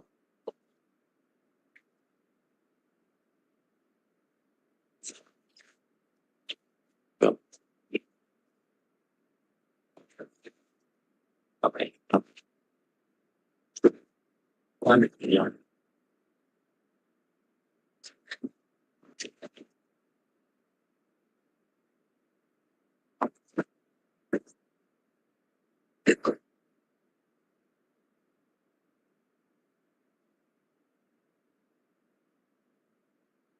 I'll just show a slide on the screen. I was looking at the um, PNOC's exploration projects. No, so there's about 11.3 billion. Is that correct, President Bakud, for Yes. the exploration projects? Yes, Mr. Chair. Of which 1.8 billion will go to coal, and then 5.4 billion will go to different petroleum projects. Tama? Tama po ba? Yes, Yeah, Mr. and Chair. then 3.8 will go to Malampaya, and then 200 million will go to service contracts 6B. Correct? Tama po ba? Yes, Mr. Okay. Chair. Itong Malampaya, this is your investment commitment for the new wells. Well, because PNOC owns 10% of the consortium, no? Not the consortium, but 10% of the service contract, no? And so you also have obligations to the development of the future wells, of which 3.8 will go to that development, correct? Yes, Mr. Chair. What particular activity the 3.8 will go into? For Malampaya, for SC38. This will include the drilling of the two commitment wells, which is the Camago well and the Malampaya East well. These are actually, Camago is a development well, and then the Malampaya East is an exploration well. And then for the coal projects, sorry, unahin muna natin petroleum because the petroleum projects are quite sizable. 5.4 billion pesos will go into petroleum projects. That's 48% of your total exploration budget. So what will go into the 5.4 billion petroleum projects? Basically, these are the commitment programs for our service contracts, petroleum service contracts.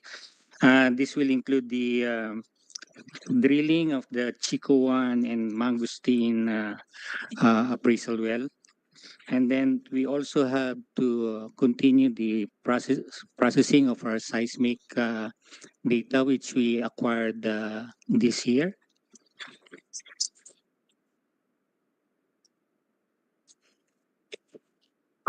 And then there are also commitments from other service contracts in Northwest Palawan po and East Palawan. These are So itong 5.4, how many service contracts are we talking about? we have 4 active service contracts that we are operating. That's SC37, SC57, SC59, and SC79. Can you elaborate that again? SC37 is the onshore block in Okay. Isabela. SC57 and is the block in Northwest Palawan. SC59 is our block in Southwest Palawan. And SC79 is our new block in East Palawan po. Later na. So itong 5.4 will go into these four service contracts. Majority po, yes. Majority will go into that. And of these 4 service contracts, which will yield actual production and when? Because I noticed that every year we would also put money into those service contracts. So this year we will put again another 5.4 billion. But looking at your timetable, which of these 4 service contracts will yield actual commercial production and by when? No, because every year na lang tayo naglalagay. So, ang punto ko kasi I'm trying to make, no, in 3.8 billion, ang probability na makakaproduce tayo next year is quite high, correct? I think the target is first quarter of 2025, correct? Drilling is first quarter of 2025. Actual production is first quarter of 2026. 2026. Okay, and I read in the news reports and also some briefings that the probability of producing oil and producing gas is quite high. So the point I'm trying to make is, with SC38, the probability is high. With these petroleum projects, which we are investing 5.4 billion, what is the probability and when? Yeah, we are currently working on the Mangosteen, which is a gas discovery in 2015. It's a little bit higher than the exploration program for the other well, which is Chico. But the Chico 1 well is much bigger. We're looking at a much bigger resource. The timeline for production for Chico, if it's a success rate, a success case, it would be by 2028. For 2028 or 2029. And then for the other wells, for SC57, it would be beyond 2030, considering that we still have to drill it first. And then also the same as in SC59, although we're not yet been able to conduct the drilling in this block because there's still an uncertainty with the issue on the West Philippine Sea. So let's do this one by one. For SC37, when is the potential production? Yeah, 2028 po for the potential for assuming we have a success case on the drilling. And then for SC57, 2030. It could be beyond 2030. For SC59, there's a geopolitical issue. Yes, sir. For SC70, what is this? 79. SC79, it's a newly acquired block, so we're just starting with the exploration program. We still have a 7-year period for that exploration program. Okay. So in other words, the only this amount of money will now go to SC37 and 57. Correct? Correct po, for the near term target for production. Because I'm also, I looked at your revenue, so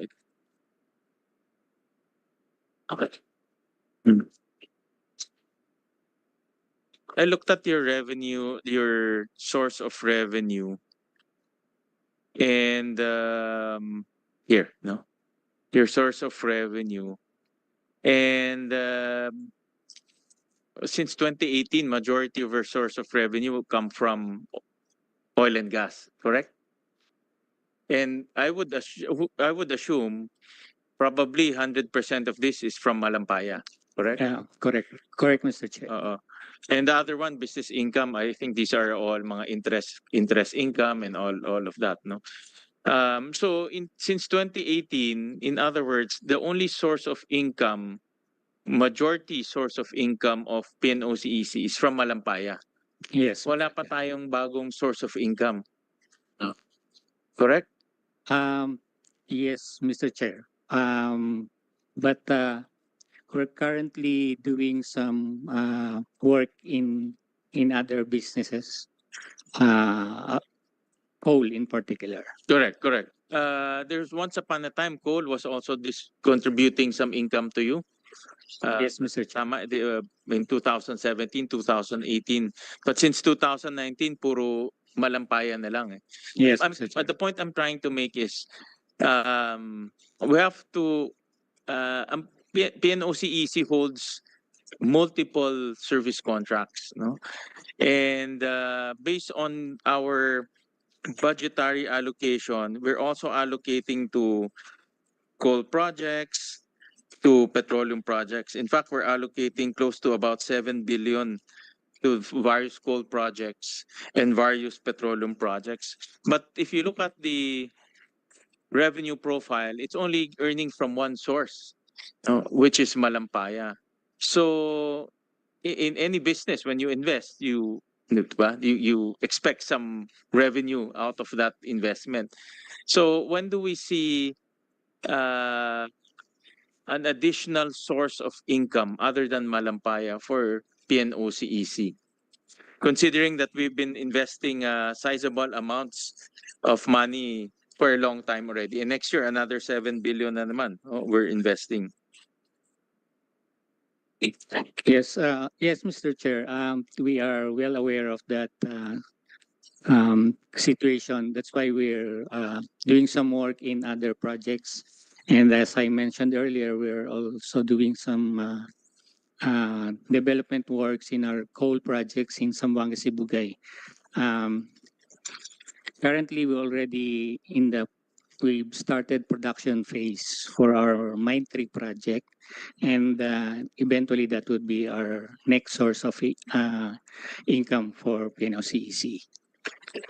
For the other service contracts like 37, 57, can we have private sector partners here, correct? Or just purely Currently, we're 100%, but that part of the work that we're doing is promoting those areas for eventual farming or participation of other how companies. come the private sector is not participating in those service contracts?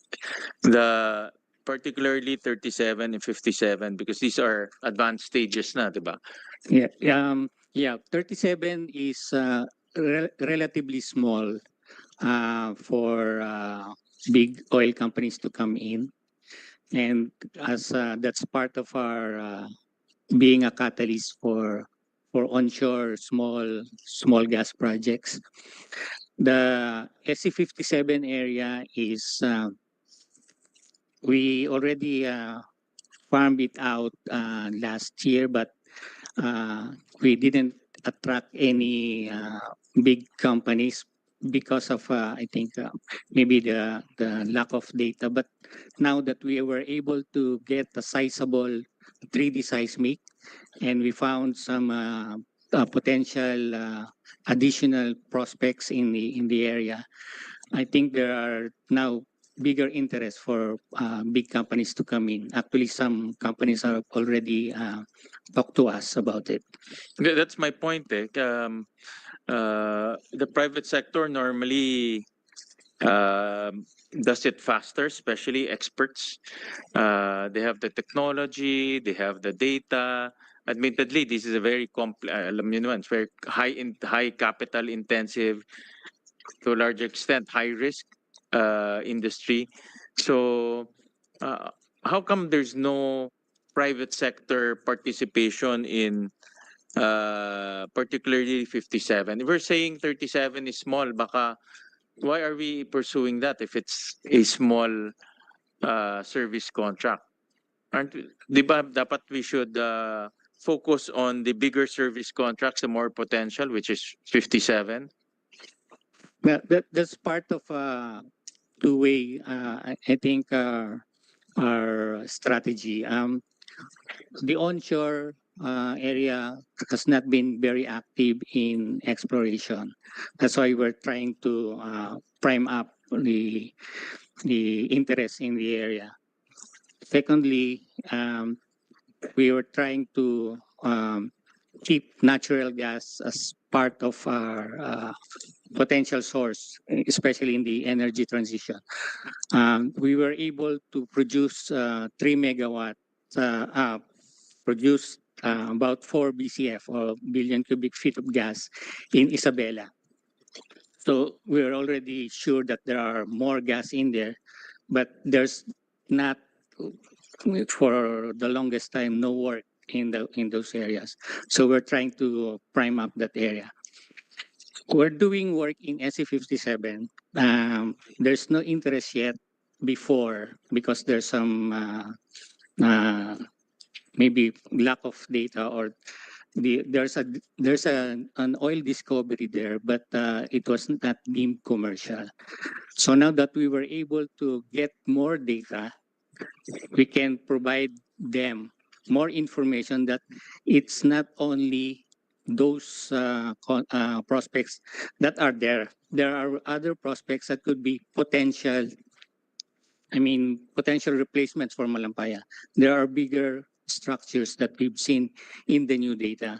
So this is a cause of, I think, interest in some of the companies that we've talked to.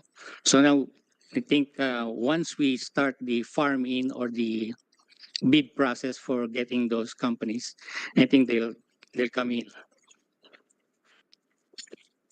Thank you for the answer. But the point I'm trying to make is in any investment you want returns, no?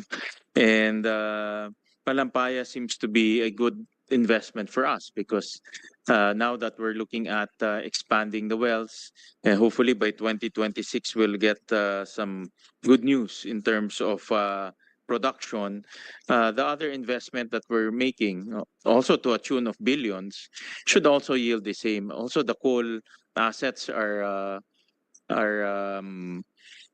we're also investing 1.8 billion pesos. Now, how many service contracts are we investing in the coal projects? We only have 2 coal operating contracts. COC 41 is our the big contract there. We are already in the development and production phase for that COC. The other one is an exploration area where we only have two blocks for that. So it's just the COC 204. COC 204. Yes. And we are currently doing some exploration work in that area. So for 41, when do we see revenue? Because I'll go back to the revenue. Once upon a time, coal is contributing to your revenue. Yes, Mr. Chair. So, of course, the talk about clean energy and energy transition, it's beside the point. I'm that's a whole new different conversation. But I'm talking about just the revenue of PNOC. The policy whether to continue to explore coal is another policy discussion. But I'm talking about investments, and I'm talking about returns for PNOC. We can talk about the moving forward policy on a different date. But once upon a time, coal is contributing almost a third of your revenue. So for COC 41, when do we see actual production for that?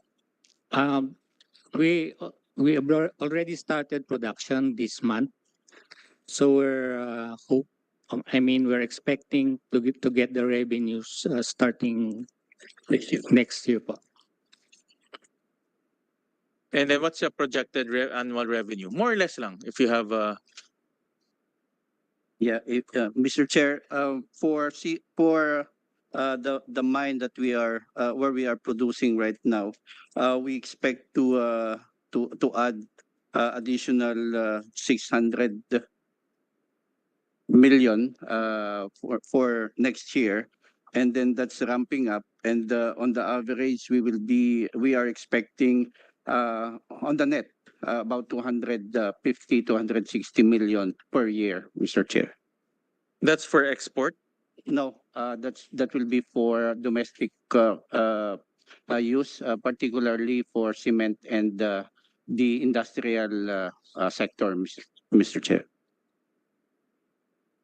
So all of the output of the COC 421 is for domestic use. Yeah, Mr. Chair. Okay. Mr. Chair, I mentioned about the 600 to 700 million revenue. That's only for mine 3 and another mine which we expect to be on production by 2026.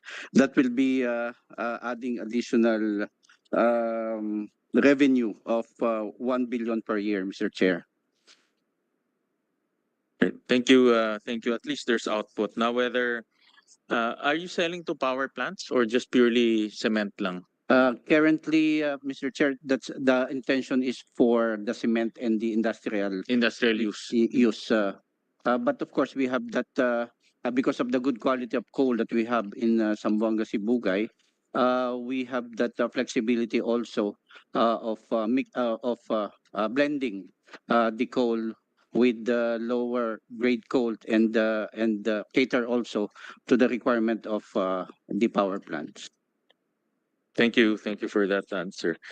All right. So thank you for that. That's the point I'm trying to make lang. It's the because right now we're very reliant on Malampaya. That's fine. But we all know that Malampaya also has its limitations. Good thing that the contract has been extended, and then there's now renewed interest to explore the wells and to hopefully produce by 2026. But we should not rely on that. We should continue to look for other sources. And we're supportive. Over the years, we've been supporting the exploration activities of PNOC. But of course, we also want to see returns from those investments. And at least with the coal production, at least we're seeing that aspect. All right. Mr. Chair. Yusek Sharon is here pala. Go ahead, Yusek Sharon. Mr. Chair, just part of the, as you mentioned the previous hearing, one of our wish list actually is the seismic and geophysical survey that will actually so we can sell our areas properly, Mr. Chair. And it's a project that we have been asking for a few years already, Mr. Chair. For multi-year, but amounting to about 1.9 billion, Mr. Chair. It's for that amount, I think it's cheap considering the vast potential of oil and gas. And I talked to a lot of geologists, a lot of oil and gas expert, and they're saying that's what's missing with the Philippines. We don't have that study, so that's why nobody is in or nobody we cannot spark the interest because we don't have anything to show except the maps, no. But if you don't have that seismic and geological studies, then we can attract more investors to come in, maybe participate also in PNOC. Just to for the scale of the investment, no, if it's 2 billion, Malampaya alone has contributed about 300 billion to the national coffers, Mr. Chair. So it's small compared to what the potential is. Thank you, Mr. Chair. Work hard to allocate that, Yusek Sharon. I think it's we can easily justify that, and I can my based on my readings on the oil and gas industry, it will still stay for the next few decades, even though the world is transitioning. But the transition is dependent on, of course, how smooth and how just are we transitioning. So, and gas will still play a very important role in that transition. So, yeah, thank you for that. Sir, you want to add any more, President Bakud? Yes, to follow up siguro yung request ni Yusek. Actually, if you remember, I mentioned yung SC57 with the new data. It sparked more interest dun sa mga companies that we've been talking to. So if we add more data to the other areas that were not yet explored, that would add more interest to them. So yung currently actually ang Philippines is still considered underexplored. So the more data we get, the more we can provide them information to keep their interest in the Philippines. I gathered also from foreign oil companies, no, because I've been also trying to network and also sell the Philippines to different oil and gas companies, big ones and small ones, and they always mention that the data is not robust. No, it's old, it's not robust. They will have to spend their own money to do the seismic survey. So one selling point that they recommend is for the country to undertake that. Are you a geologist, Mr. Bakud? Yes, Mr. Chair. I'm sure you know the technicalities. All right, thank you for that. And I'll skip. Andyan na ba yung doctor certificate, Mr. Corona? Yes, sir. Yes, Mr. Chair. The soft copy was already sent to Miss Hazel. Andyan na ba? Yes. Okay. We'll talk about that later on. I'll go to NPC first, so we don't lose time. Hybridization, Mr. Rojas. I remember that has been the track of NPC for quite some time now, and this is to reduce reliance from diesel and liquid fuel. And how many hybrid projects are we undertaking for 2025? First, how many have we built over the last few years, and how many are we undertaking for the next years? There's any hydro, right? It's like 27. We have two programs, Mr. Chair. While they're looking for the actual data, we have two programs. One is internal, which means we are the new plants that we are creating are already hybrids. That's a slower process because, of course, we depend a lot on the funds coming in from government. The other one is the accelerated hybridization program, which aims to attract the private sector to come in and establish hybrid systems in our existing power plants. So the we have about 10 ongoing and some ongoing, some of them are finished hybrid plants.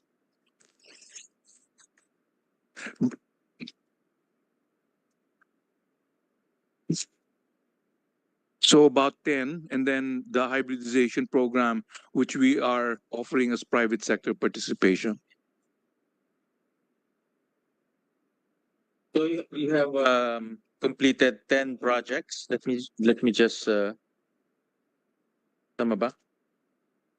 In my list, it's actually 12. 11, I think. Baka isa ongoing. Let me flash on the slide.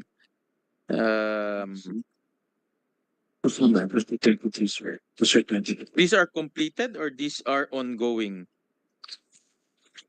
Okay. Kasi like for example, I've flash on the slide, San Pascual Solar PV Power Plant. So ongoing siya. We have completed 3, so the 7 or 8 are ongoing, Okay. Mr. Chair. And then 7 are ongoing. Yes.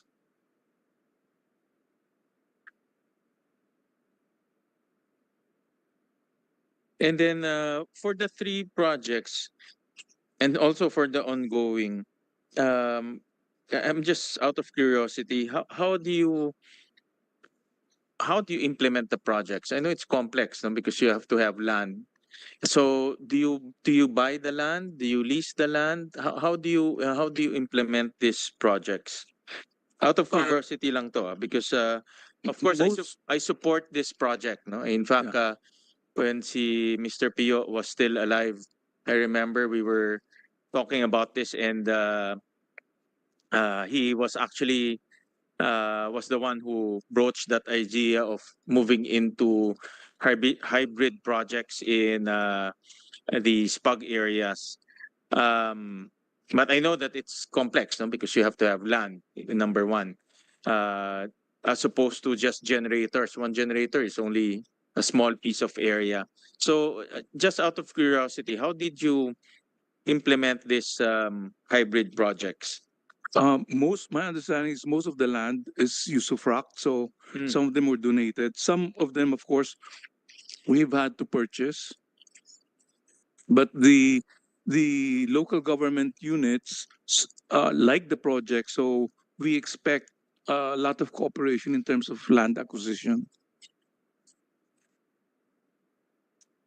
So a lot of these are usufruct, and who is the counterparty who enters into into a usufruct agreement? Is it NPC or is it the local government? Yeah. Good afternoon, Mr. Chair. May I offer a reply to that? Yes, go ahead. Yeah. Go ahead, sir. Normally, it's the landowner if it's a private property. But if it's owned by the government, like the LGU, we discuss it with the mayor or the office of the mayor.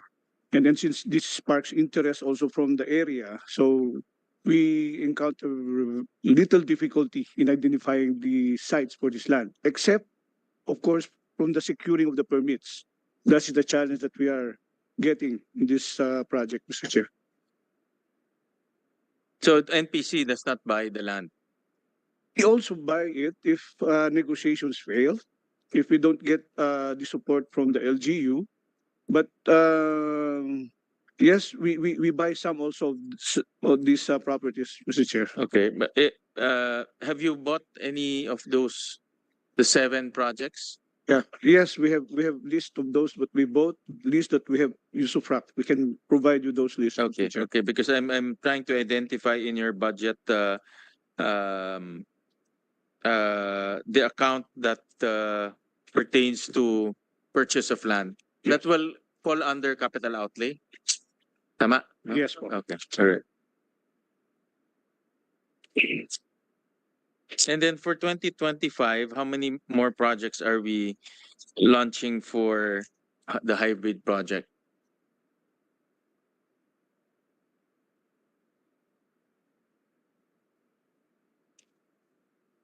For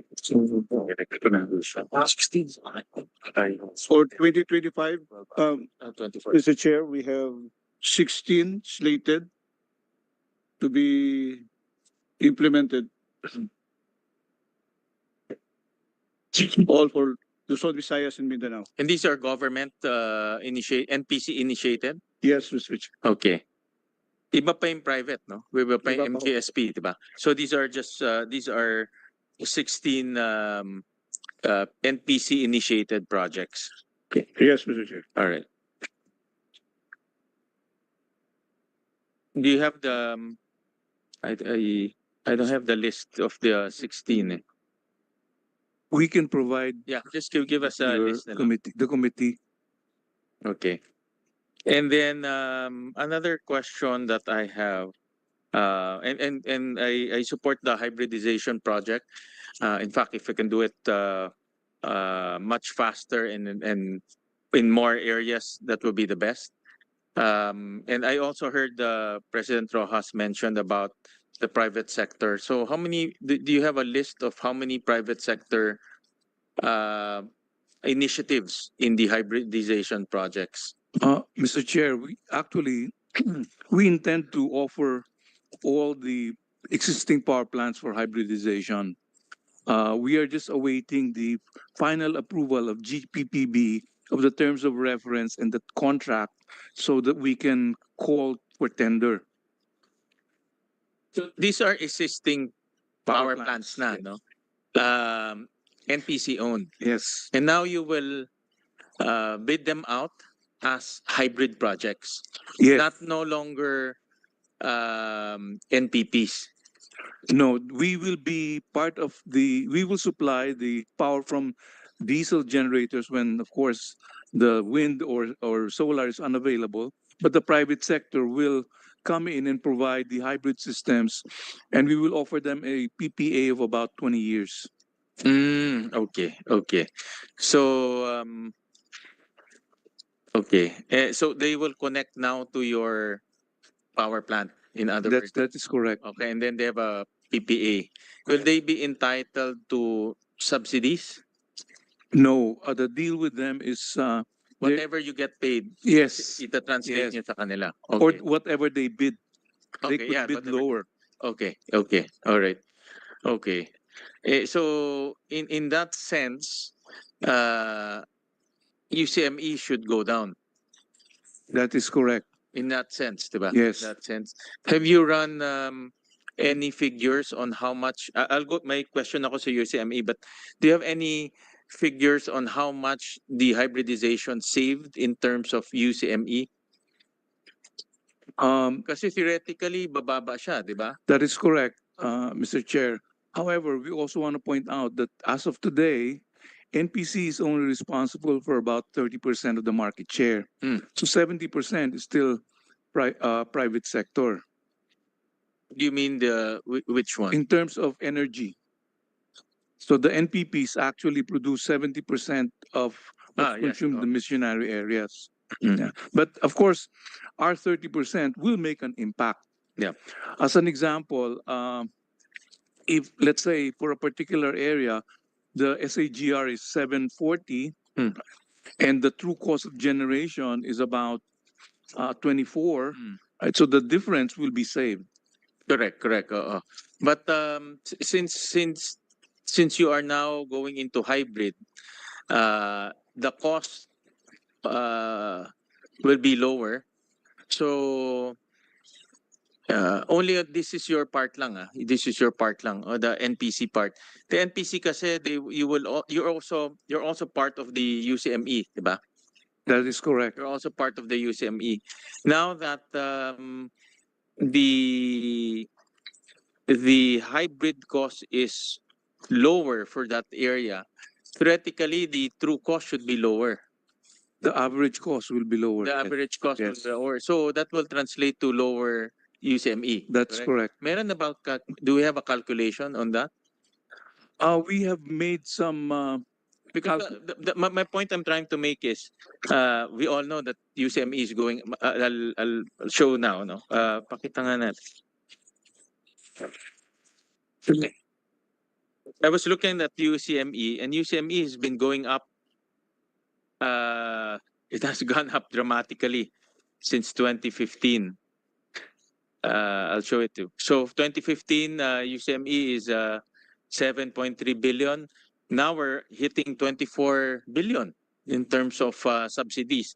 And all of us in the on-grid areas pay for this, diba? So, and I would assume this 24 billion, probably majority of this goes to diesel payments. That is correct. So whenever diesel costs will go up, UCME will go up. Yes. So now since we're hybridizing, we're now consuming less diesel, so theoretically this UCME will go down. Yes, that is Theoretically, correct. Yes, theoretically. yes. So how much has it gone down based on your? In the first project that we made, which is basically Limasawa, the average cost went down by about a peso.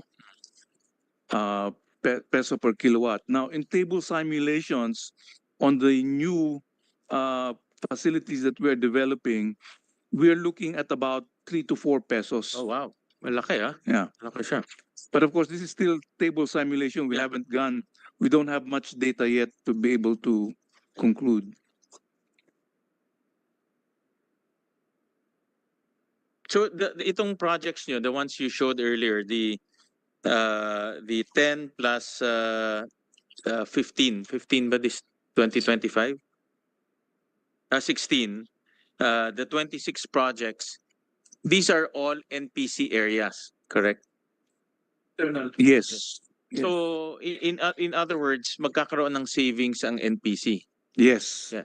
Just submit to us a computation for those We 16 will. projects. We will. Because we're very interested to, ako personally, I'm very interested to show to the public that the hybridization is already yielding savings. No? Yep. And although maliit lang siya because yung, what you said, 30% lang siya, but hopefully it will translate to lowering down of UCME. Palabas nga UCME.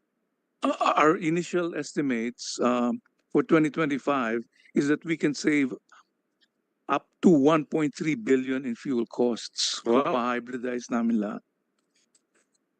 Yeah. 1.3? Yeah. That's correct. Yeah. Yeah. Yeah. Yeah. I heard something in terms of true cost 2 to 3 pesos. Can you paano naman para we can enrich the records? Yeah. Good afternoon po, Mr. Chair. Actually po, we have like the Rapu-Rapu hybridization project. In terms of the true cost of energy, it will go down to 2 to 3 pesos. For example, the true cost is 27, it will go down to 25 or 24 pesos per kilowatt hour. Yeah. Laking bagay yun. So now the next question is, when will the NPPs hybridize? Alam ko may contract sila, di ba? Yes. But is there a way to make them, because 70% is NPP. So is Yes. there a way to compel them to go hybrid? Because proven na yung 30% makakatipid tayo 3 to 4 pesos eh. There are two opposing elements, Mr. Chair. First is that if I were an NPP and I am made whole by the subsidy, it's difficult for me to actually invest in a new system which will entail 100% capex. So there's a financing problem there. However, we hope that the imposition of the RPS will motivate the private producers to actually also meet those RPS targets. Point is, diba 70-30, no? 30% is government, 7% is NPP. The 30% now is doing its part to lower down true cost, no? And I'm very optimistic that it will one day reflect in this UCME subsidy.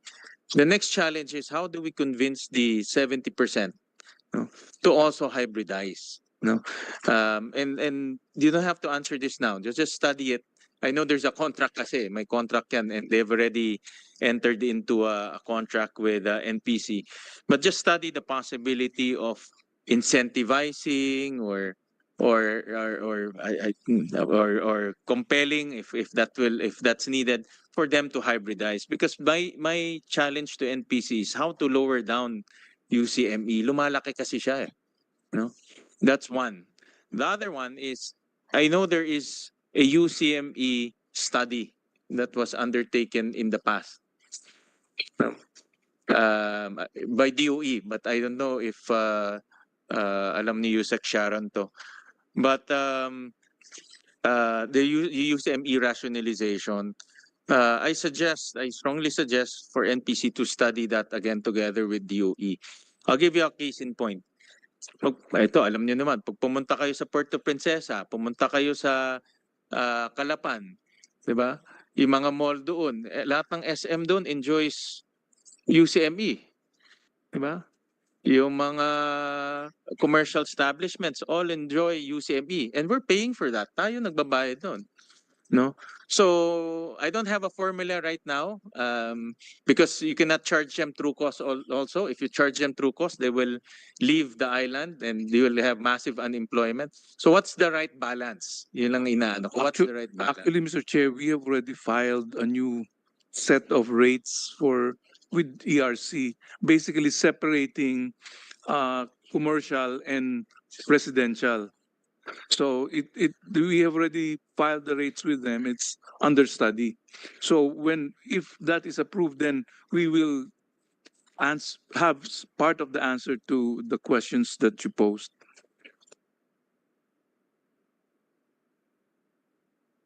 Do you have a projection on if that will lower down? That's a lower UCME. Theoretically, that should be lower. We will submit the rates. Okay. You submit to us Yeah. the rate. So Yes. so you submitted different rates for industrial, commercial, Commercial and residential. and residential. The commercial is much lower. It's higher. It's higher. Yes. Okay. Okay. Mr. Chair. Yeah. Go ahead. You said. One project that we are pushing for the UCME to mga 30% din ng UCME goes to Mindoro eh. So the Batangas-Mindoro connection, which NGCP is projecting around 2027, Mr. Chair, if all the ECCs are done. And then you also have the bill, the law on the microgrid system also. We still have we're short of takers on the projects and the bidding, pero we're trying to push it naman, Mr. Chair. Palawan. Out of curiosity. Paba malaki rin yun siguro. If I understand it correctly, I think 60% of the UCME goes to Palawan and Mindoro, Mr. Chair. 60% Palawan and Mindoro.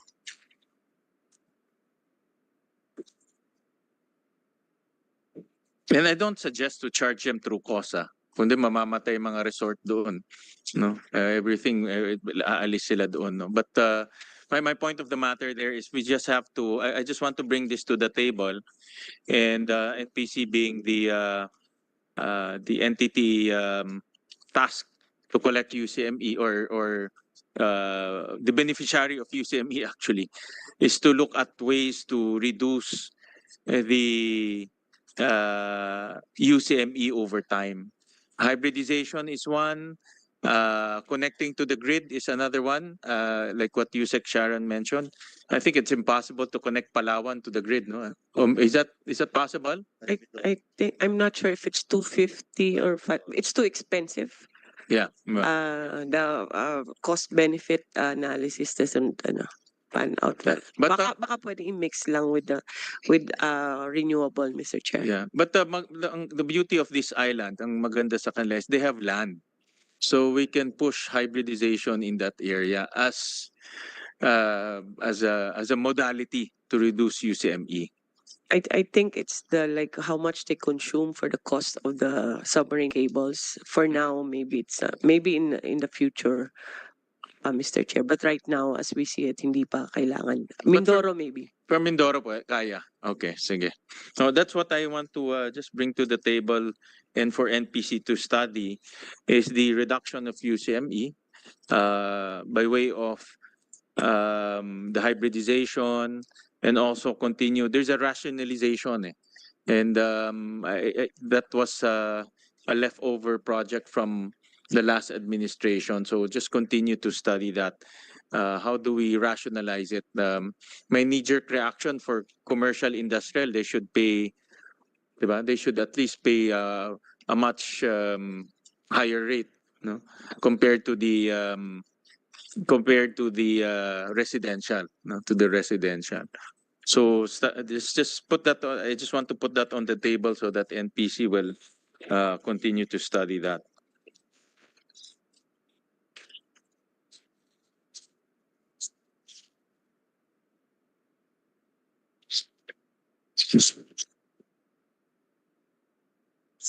And then another topic is the missionary electrification. I saw in your presentation, but I also have data that there are about 479,000 unserved.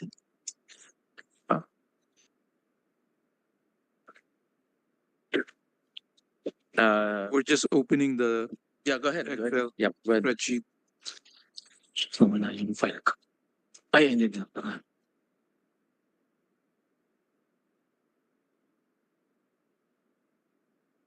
Sumic.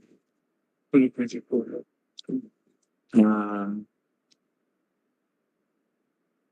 Million percent tama po. Ito, no? This one.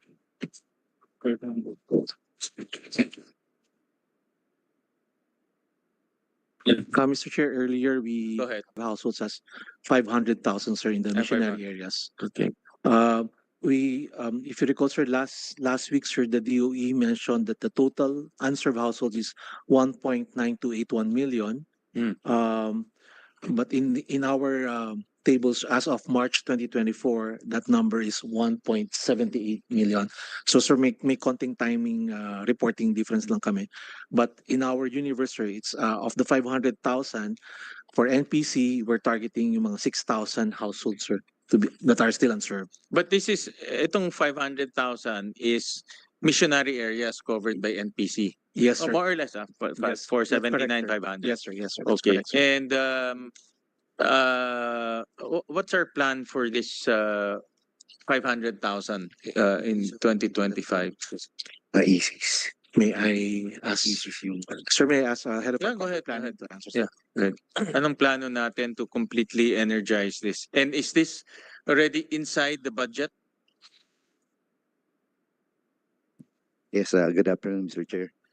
Sir, actually the numbers of around 500,000 unserved households covers um, all unserved households that includes NPPs, the electric cooperatives. So everybody in the energy sector are responsible to energize. Ito? Yes, sir. So out of that universe of around 500,000, NPC is responsible for around 6,000 households only. Oh, this one.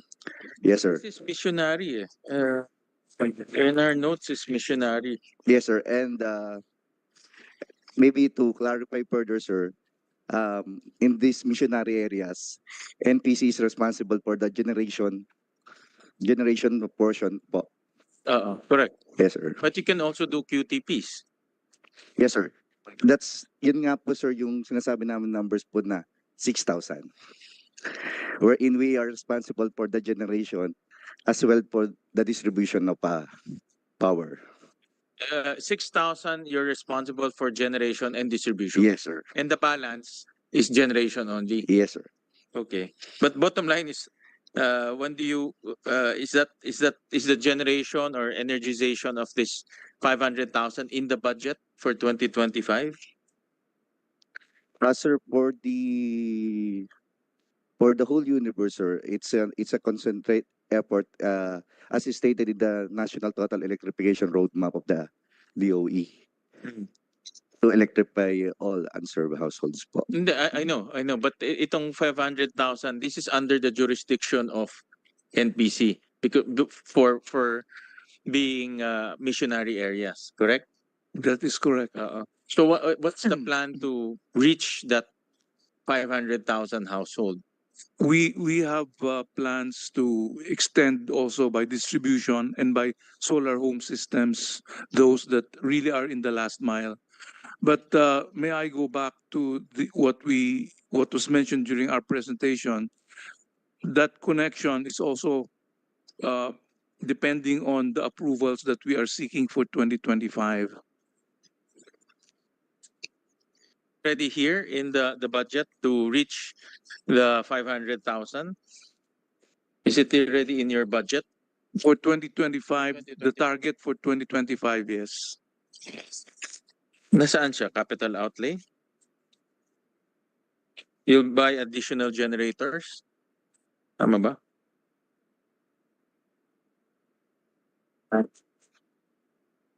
Yung 500,000 lang. Let's just focus on the 500,000. The question is your in your 2025 budget, did you include the energization of the 500,000 household? That is the question. And where is it included?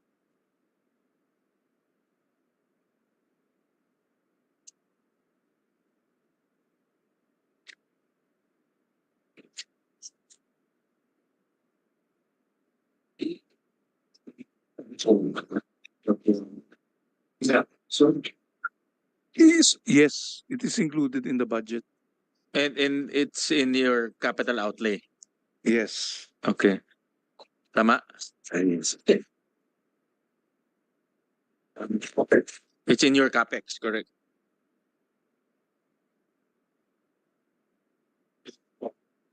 Tama, it's in your capex. DP2. Yes, sir. As well as in our OPEX din po, sir.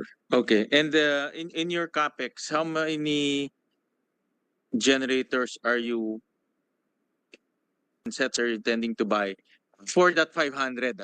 For that 500, in 500 lang. Okay. Kasi ang goal is to energize lahat, diba? Yun ang goal. My point I'm making is we want to energize everyone. No, that's the point I'm trying to make. Now, I'm trying to make sure that it's already included in the budget. Kasi missionary lang naman to eh. Unlike sa ENEA na, you need 60 billion to, tama ba Sharon? 60 billion to energize everything. 67 billion to energize everything. This is only missionary. That's the point I'm trying to make. So we're just talking about gensets. Yeah, Mr. Chair. Actually, this coming 2025, we will be implementing around 5 or 6 diesel gensets mostly in Barm, in Tawi-Tawi. Then the rest will be rented because we have a program for rental. Even for the new areas, we'll just rent the gensets. And for the expansion also, we will rent the gensets. So that will form under MOE. Yes, Mr. Chair. Tama? Yes. So yung 500 kasama siya doon sa Chair, okay. actually. Alright. CapEx and OPEX, actually. CapEx and OPEX. Because you will be needing the diesel. Yes, of course. Therefore, it is included. All right. And but for sure in 500 is covered siya. Yes, That's, Mr. that's Chair. why that's some Yeah. point I'm trying to make. And in fact, some distribution line will be also built in order to serve the unserved households. Okay. Just submit to us a breakdown of that 500. And then in your submission, just indicate where in the located, whether OPEX siya, whether CAPEX siya, whether we just want to make sure that it's in the budget because yun ang objective to make sure that we reach that 500. We will do so, Yeah. Mr. But Chair. for now, it's already included. That's clear, no? Tama? Okay, all right. Sige. I have no questions for NPC. Thank you very much and congratulations to your hybridization project and implement the savings because it can be a best practice for many countries. In fact, a few years back, yung ASEP, yung German funding was really pushing for that but this is the first time that that we have seen real savings and more than a peso pa, no? Because before they're talking about 3 to 4 pesos. So that's a good example that many island nations can follow. So congratulations to that. Thank you. Thank you, Mr. Chair. I'll go to PSAM. Let me just fix my notes.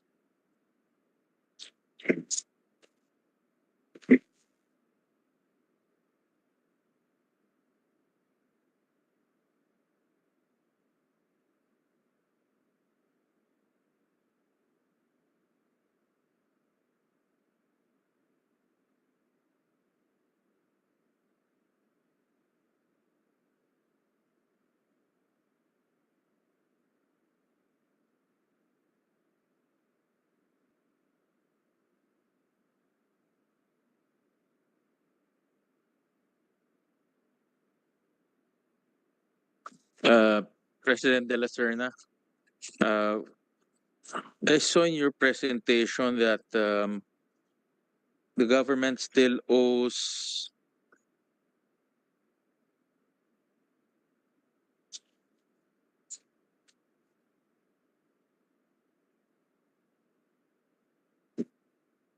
As of June, Mr.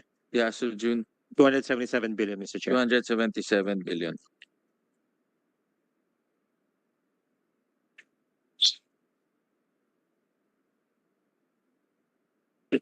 And then we still have very limited assets do we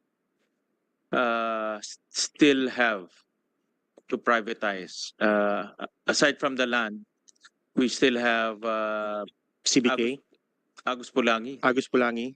CBK has already been privatized. We're undergoing a privatization process this year, Mr. Chair. We hope to privatize and we hope to have a successful bidding next year. Okay.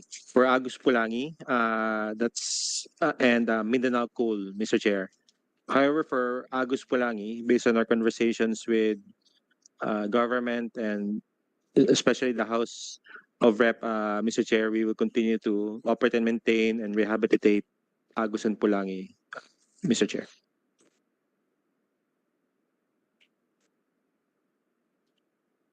What's the status of the CBK privatization? I've been reading it in the papers, but its status right now. So we currently have six bidders. They are undergoing due diligence on their side.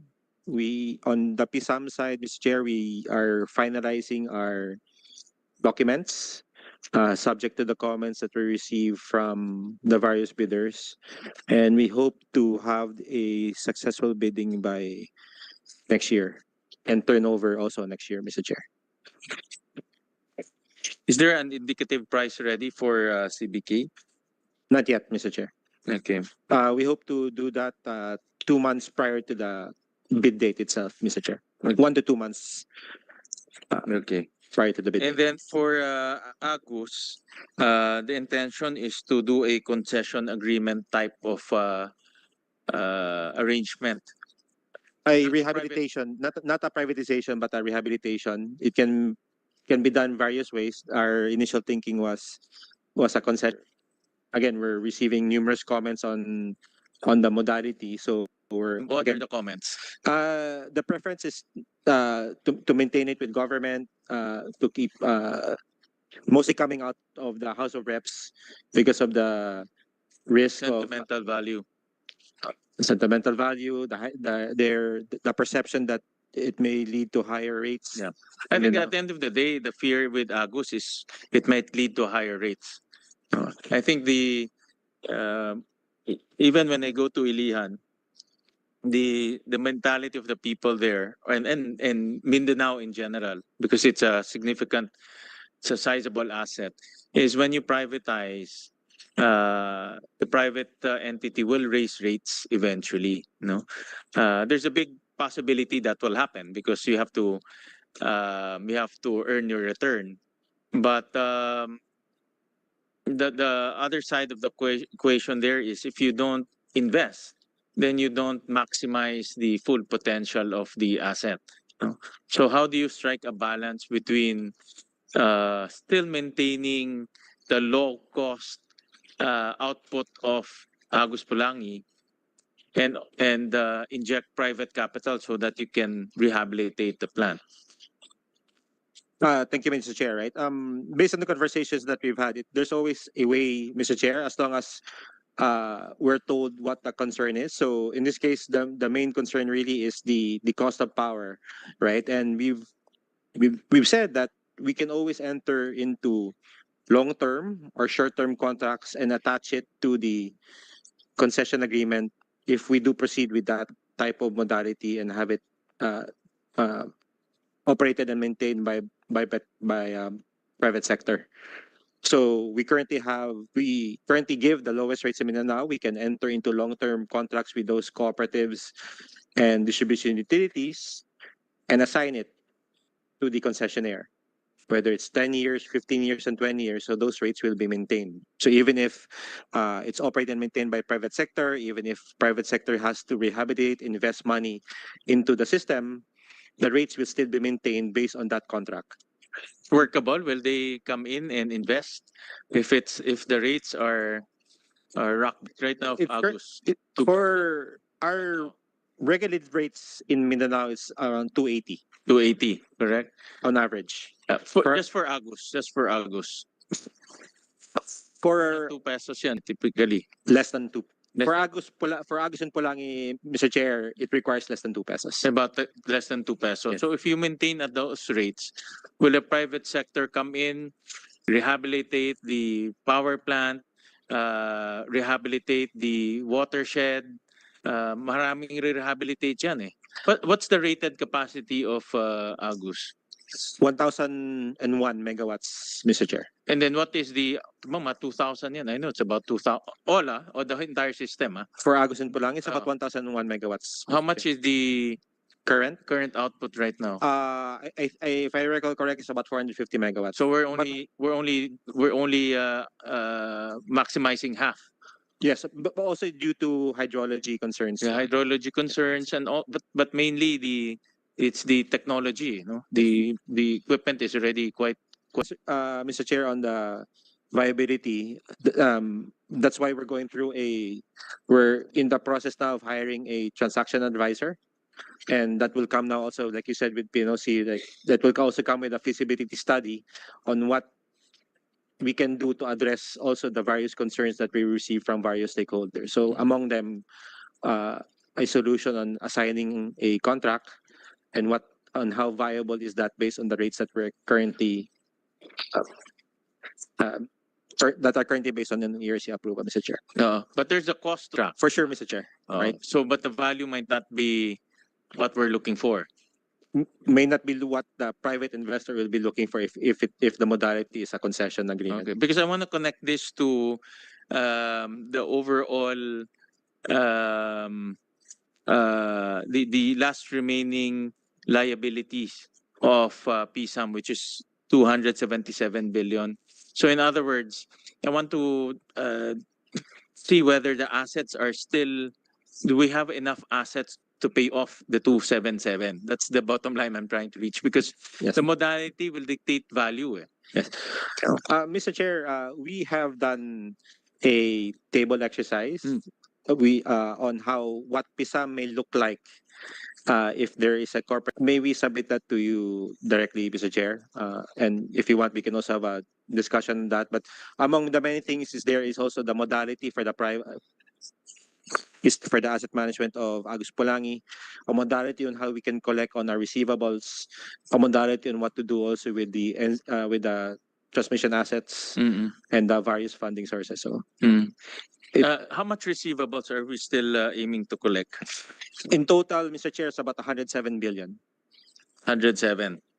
So if we manage to collect 107 billion, so we're just looking at the remaining about 170.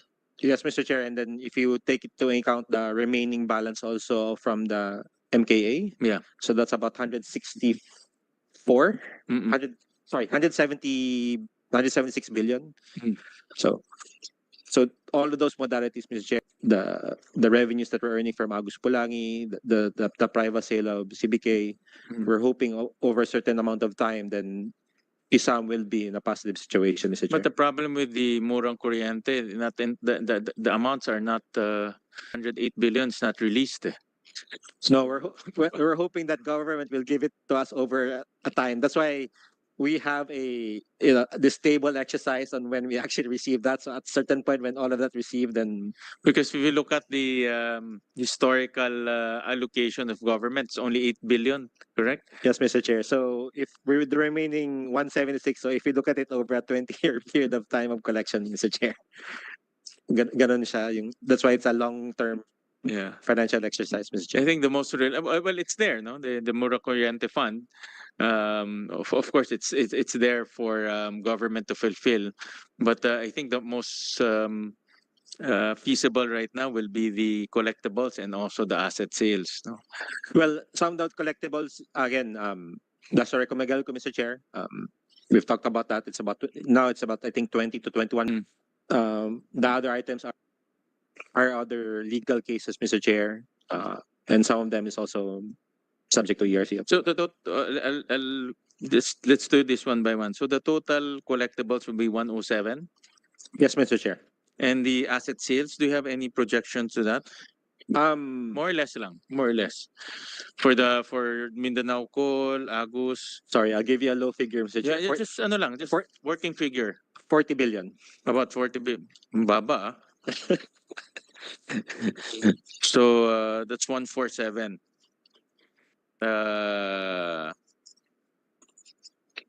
And then you're still catching up with 277.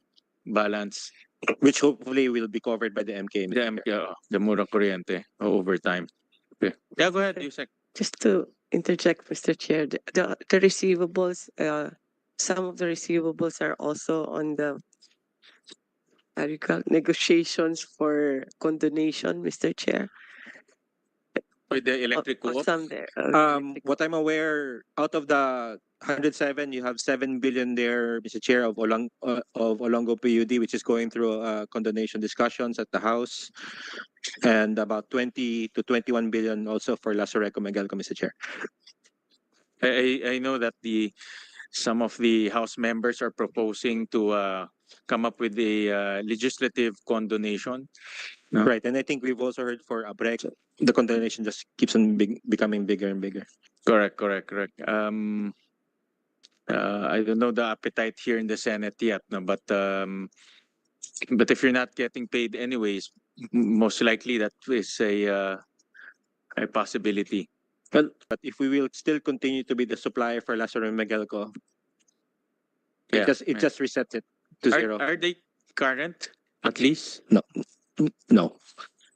So they're not different discussion altogether. No, I just want to get a flavor or a view on how the 277 will be repaid over time. Well, please add also, Mr. Chair, that the NGCP or the transmission business concession ends in 2034. And how will that affect the 277? That's on the concession fee side. That's on the concession fee side, right? If government decides to operate it or extend it or reprivatize it, that has a significant impact on the 277, Mr. Chair. Okay. How much is PSAM getting from the NGCP concession fees?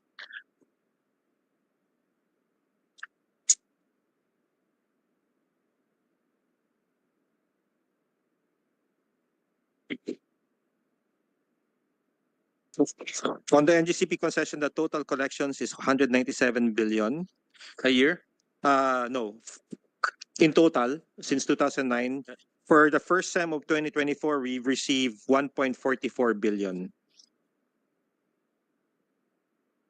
For 2023, it's about 2.88 billion. And how much do we project to collect until the Remaining. life of the concession agreement?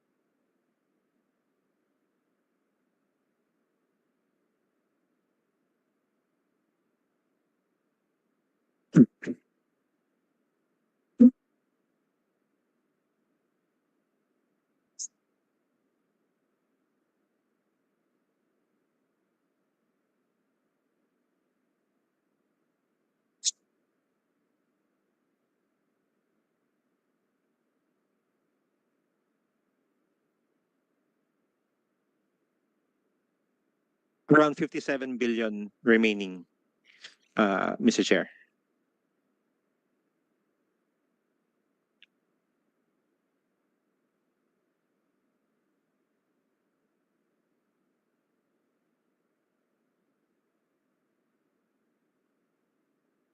Just submit to us, President De La Serna. I know that you have different simulations on how the 277 will be paid off until the life of PSAM, which ends in 2026? June of 2026, Mr. Chair. June of 2026. Yes. And there's a proposal to extend it. No? Yes, Mr. Chair. I think there's I believe it's transmitted to the Senate already.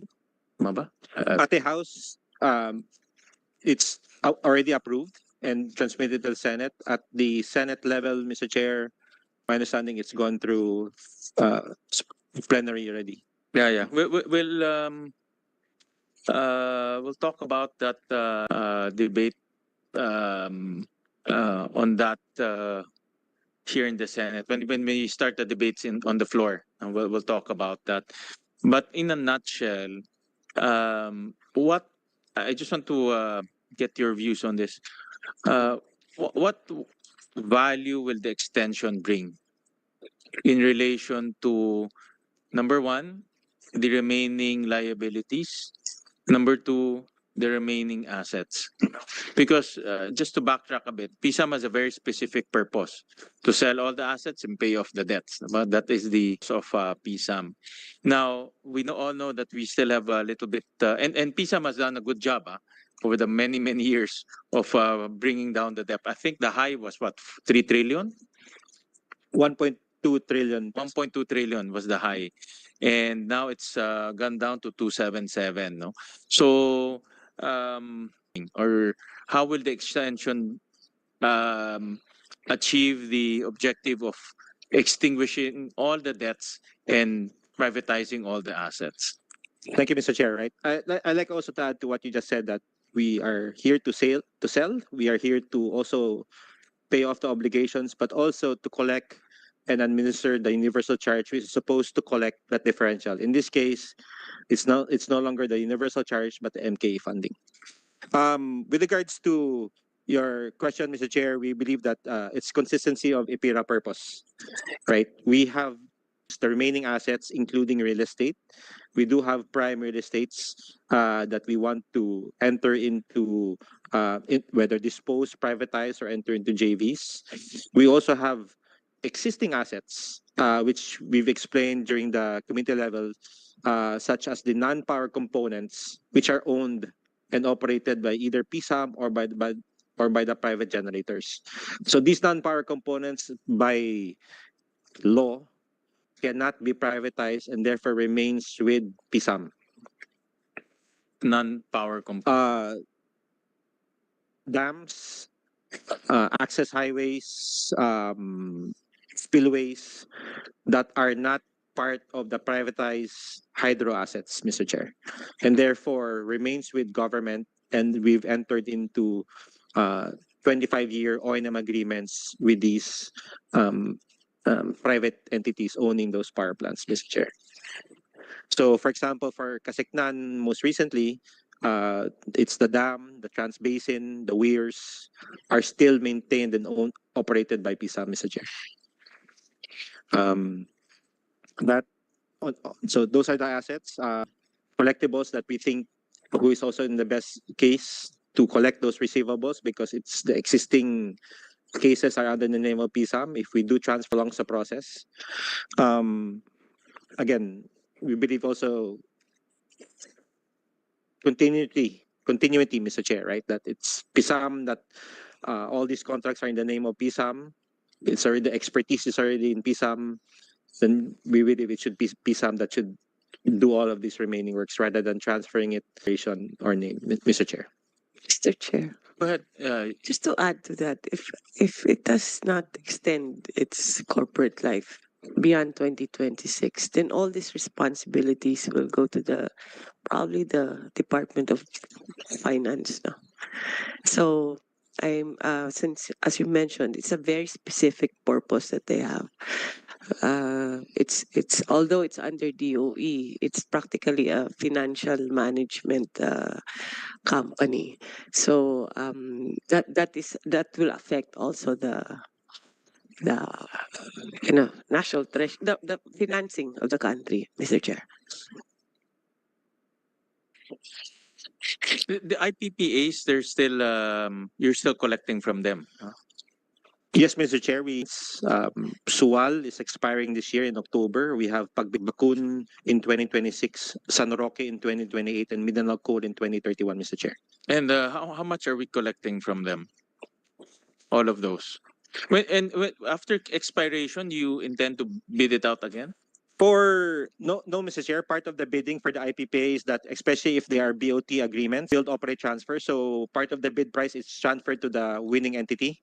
We do have, however, that are BOOs. So even if it's an IPPA, it remains with the IPP. So depending on the type of the BOT agreement. Okay. But how much are we collecting from IPPA contracts?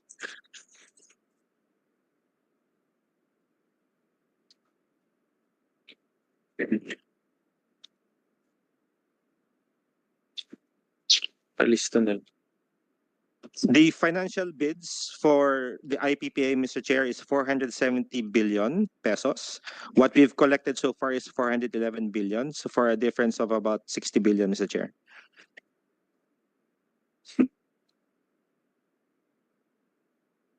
And this 60 billion, it has a time element, diba? Yes, Mr. Chair. So how long should it be paid? On the expiry of the IPPA agreement, so for Suwal in 2020, this year, for Bakun in 2026, San Roque in 2028.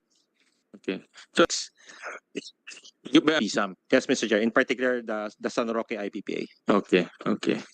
No, I'm trying to or we'll debate on that. I'm just trying to get a good sense of the rationale on the extension. Okay. Yeah.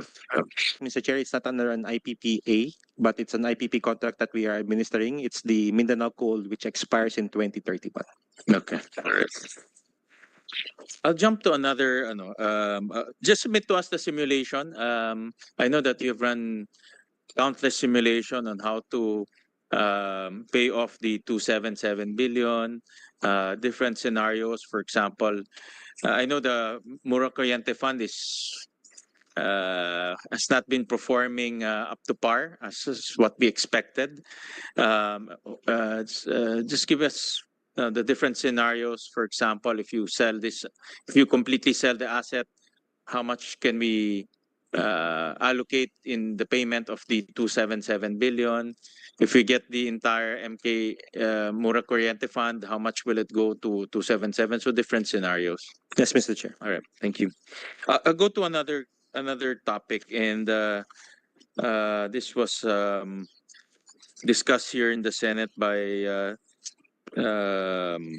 attention. This is the Dhama case. I think this is also in relation to the operations of PSAM. But should I ask PSAM or NPC in this case? Who has The current arrangement, Mr. Chair, we are the financing arm for the Dhama cases. The one who is actually implementing and disbursing is NAPOCOR, Mr. Chair. Okay, so you're the one allocating the funds. Yes, Mr. So Chair. can you give me an update on the Dhama case, and how do we resolve this? So for the Dhama case, there's a total of 1,715 identified claimants, broken down as follows. 253 are claims validated by COA, and in accordance with the Supreme Court decision, we can only pay claims that are validated by COA. So the difference of about 462 are pending, either pending with COA or have yet to be submitted documents to COA. Now going back to the amounts validated by COA of 1,253, 844 of that has been paid. And we've replenished NAPOCOR for that. 141 and that is still to be or has been also been paid by NAPOCOR. So therefore we have 206 have been validated but are pending payment. Now, the reason for the pending payment is due to a issue that we have with GSIS. Part of the payment that we are supposed to make under Dhama is not only just the salary, the retirement benefits, but also the statutory benefits. Based on our conversation with GSIS, they require us to pay for the full premiums of the 1,715, despite these amounts not yet validated by COA. So it's a back and forth discussion, right? Finally, we're trying to fix our business process also with NAPOCOR wherein the basic pay can be paid even without proper documentation on the payment of the statutory benefits. So that's the current status. We're trying to change our business process or improve our business process so that the basic can be paid, even though the statutory benefits are not yet being paid or has not yet been paid to GSIS tax authorities. And we also have about 462 by COA. go to the basics. So the amount that we're looking to pay is 477. What the amount that we're looking to pay remaining is about 268 268. dated number, and 462 is still pending or waiting validation from COA, Mr. Chair. In peso value. In Peso value, sorry. in peso value. So it's para lang just to be clear. Okay. That's where I need authority from NAPOCAR. Mr. Chair, may I Yeah, answer go the ahead. Yes, question? go ahead, So, Napokar. earlier po, President Dennis mentioned that the total number of Dhama claimants is 1,715. The equivalent total amount of that is 7.236 billion pesos. And out of that 7.236 billion, we have already paid COA has already validated 1,233 claimants, and that total amount corresponds to 5.202 billion pesos. Of that 1,233 number, the actual amounts paid to claimants, totaling number is 985 claimants.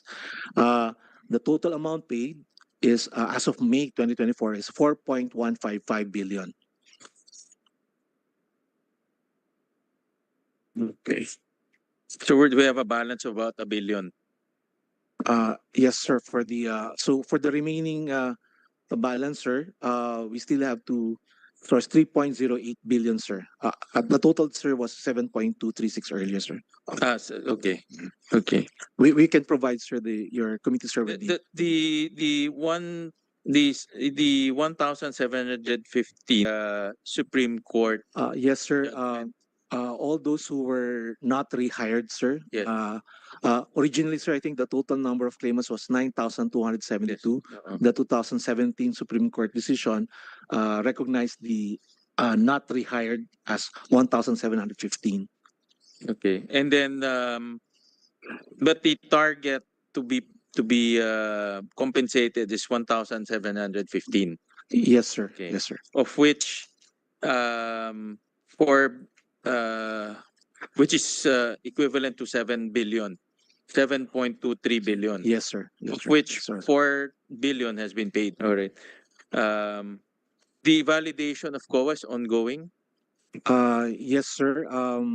We will, as the President has mentioned, we will resume as soon as we are able to iron out right now that would allow us to proceed with paying the main benefits, and while we're still settling the statutory benefits due to GSIS and the other like Pag-ibig and the like. Now, is the 3 billion balance included in 2025? No, Mr. Chair. The plan there is either realign budget, Mr. Chair. Do you have space to realign, or do you have space to do supplemental? You mean this is within 2025? If it becomes due on 2025, it's not part of our budget. So Lang, correct, of COA. yes, sorry, I'll correct my when the COA validation for the remaining 3 billion or supplemental, Mr. Chair. Okay. And when is COA planning to complete the validation? Sir, Your Honor, it will be contingent on the submission, sir. So for 1,000, sir, of the 1,233 we mentioned earlier, the remaining claims of 730, sir, 248 has already been validated. So we still have to process around 482 claims. We need to provide COA, sir, with the supporting documents. And the claimants also have to submit their supporting documents as well. Claimants have managed to submit all the required documents. Can COA validate them in 2025? Is that a possibility? Ayan pala, we have a representative from COA. Now, the point I'm trying to make is I want to assure the claim that COA validates all of them. There's funds available for them. No, that's the point I'm trying to make. No. Yes, good afternoon. Mr. Chair, as far as COA is concerned, we have not yet received any documents for validation from the Dhama Task Force because we're already validated 100%. Okay. So it's NPC's responsibility now and the claimant's responsibility to submit the documents. But can you assure us that this 20 now till the entire 2025 to already submit to COA the necessary documents so they can validate? Yes, sure. In fact, in the joint meeting that we had claimants is that as soon as they are able to formally submit to us their claims and the supporting documents, we will readily support and endorse this to COA for them for the remaining 482 unrehired. Okay. So just so kaya ba in the next this year and 2025 can we submit it to COA and COA validate it? It's just a matter of collecting the information, the documents. Your Honor, the critical path here is to come forward. No, I understand from the past exercise when we were able to process the 985 and the 248, it was contingent on the claimants being able to properly provide proofs of identity. And so service record, that's a two-way street. We also assist them, but really stepping forward to properly give supporting documents. This has been made public. The requirements are equally, advisories are posted both on the Sound website and NPC as well. On the processing side, sir, we have created a task force that is on hand to assist claimants who will be stepping forward, sir. So the bottleneck is now with the claimants in terms of submitting the documents. Yes, sir. Because, for example, yes, we may have their lists, their names, but for example, their most recent address, to whom, if some of them have already passed away, who are the legitimate claimants, these things would require additional documents on our part to be able to process and release the funds accordingly to them.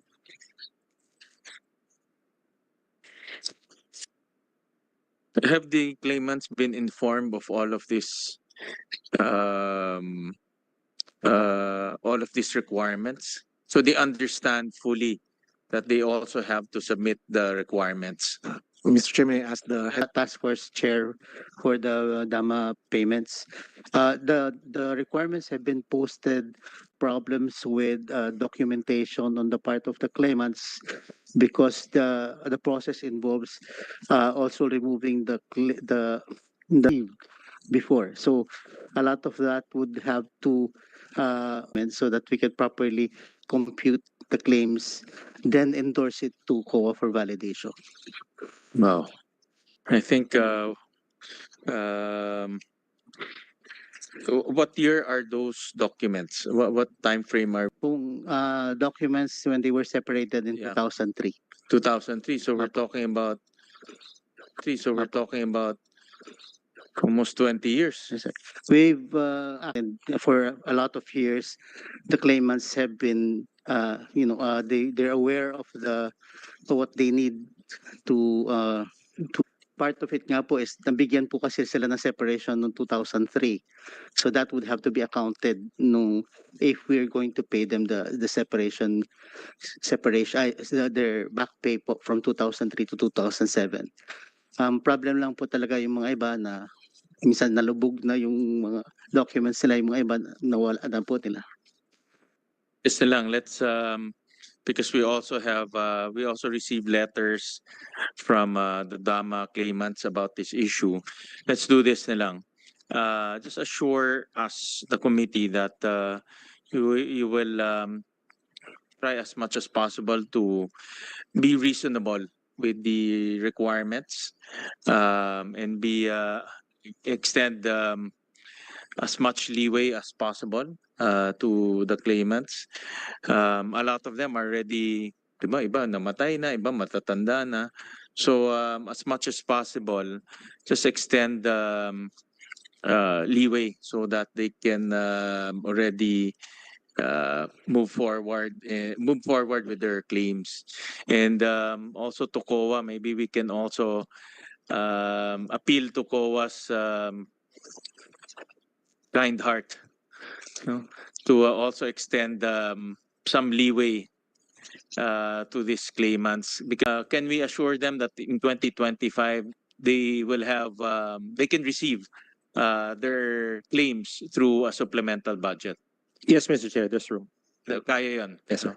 So Mr. 3 Chair. billion will not be an issue in terms Mr. of. Chair, For PISAM, no, Okay. Mr. Chair. All right. lalo na kung ma-extend yung corporate life niya. That's another reason, huh? That's another reason for the extension. It's another reason.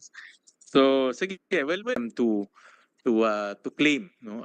Baka kasi ang after COA's validation, there's no funds, the necessary documents. Yeah, go ahead. So thank you, Mr. Chair. Right, and based on this collaborative effort that we're having with NAPOCOR, and I also like to reiterate that the Supreme Court requires a COA validation, so maybe we can also include a better way of aware what the documents missing and what can pass, or at least substantially comply with the validation, Mr. Chair. So Thank you. yeah, COA is here. So my simple message to COA is to open your heart to the claimants, and let's look at the documents that we can send more leeway to them, no, so that we can complete the payment to the entire 1,715. No? Actually, sir, we are also bombarded with complaints on Dhama, and we were trying to assist them on how they can be able to comply with the documentary requirements, Complaints, Ma'am Herrera. such as, for example, and that they cannot claim. There are birth certificates no longer be read, complaints that they submit to the office of the president and to other senators, asking that their claims were unattended by COA. But it isn't true, sir, because everything that were submitted to us by the Dhama task force were completed by the audit teams. Yep. Just give us a report, Ma'am Herrera, on those experiences, as well as some analysis and recommendation the different agencies together, including COA, so we can move forward with this exercise. Yeah, just give us some form of summary or recommendation so that we have met. Yes, sir. Thank you. Thank you. Okay. Thank you. I'll go back to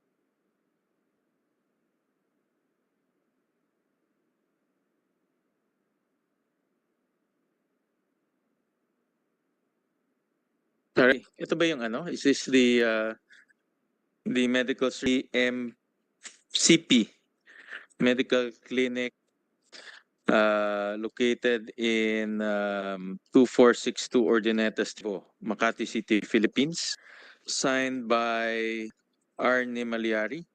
Yes, the Mr. medical Chair. certificate.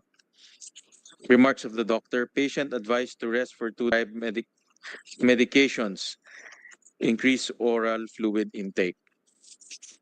Yes, By- Mr. Chair. All right.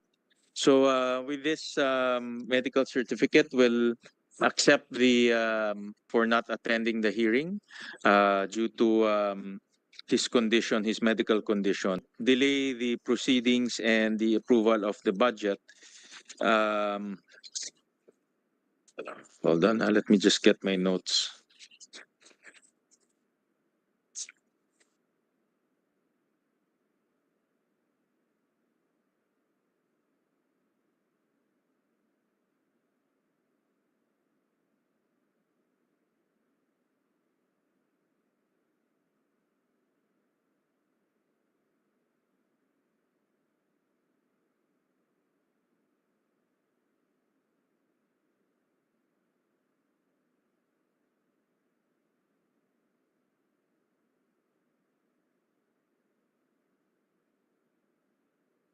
I noticed in your presentation earlier that there's one of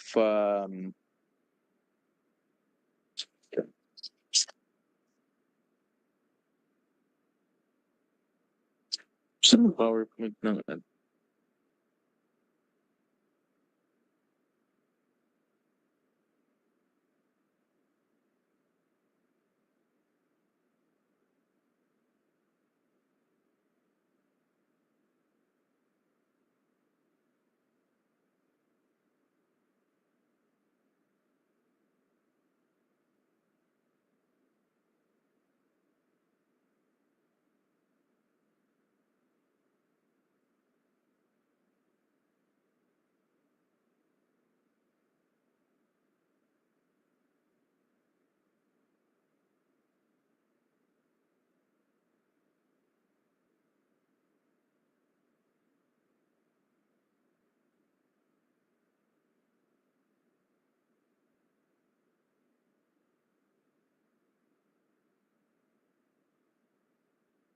Can you flash the can you flash the RC? In strategy 2, status of turnaround plan.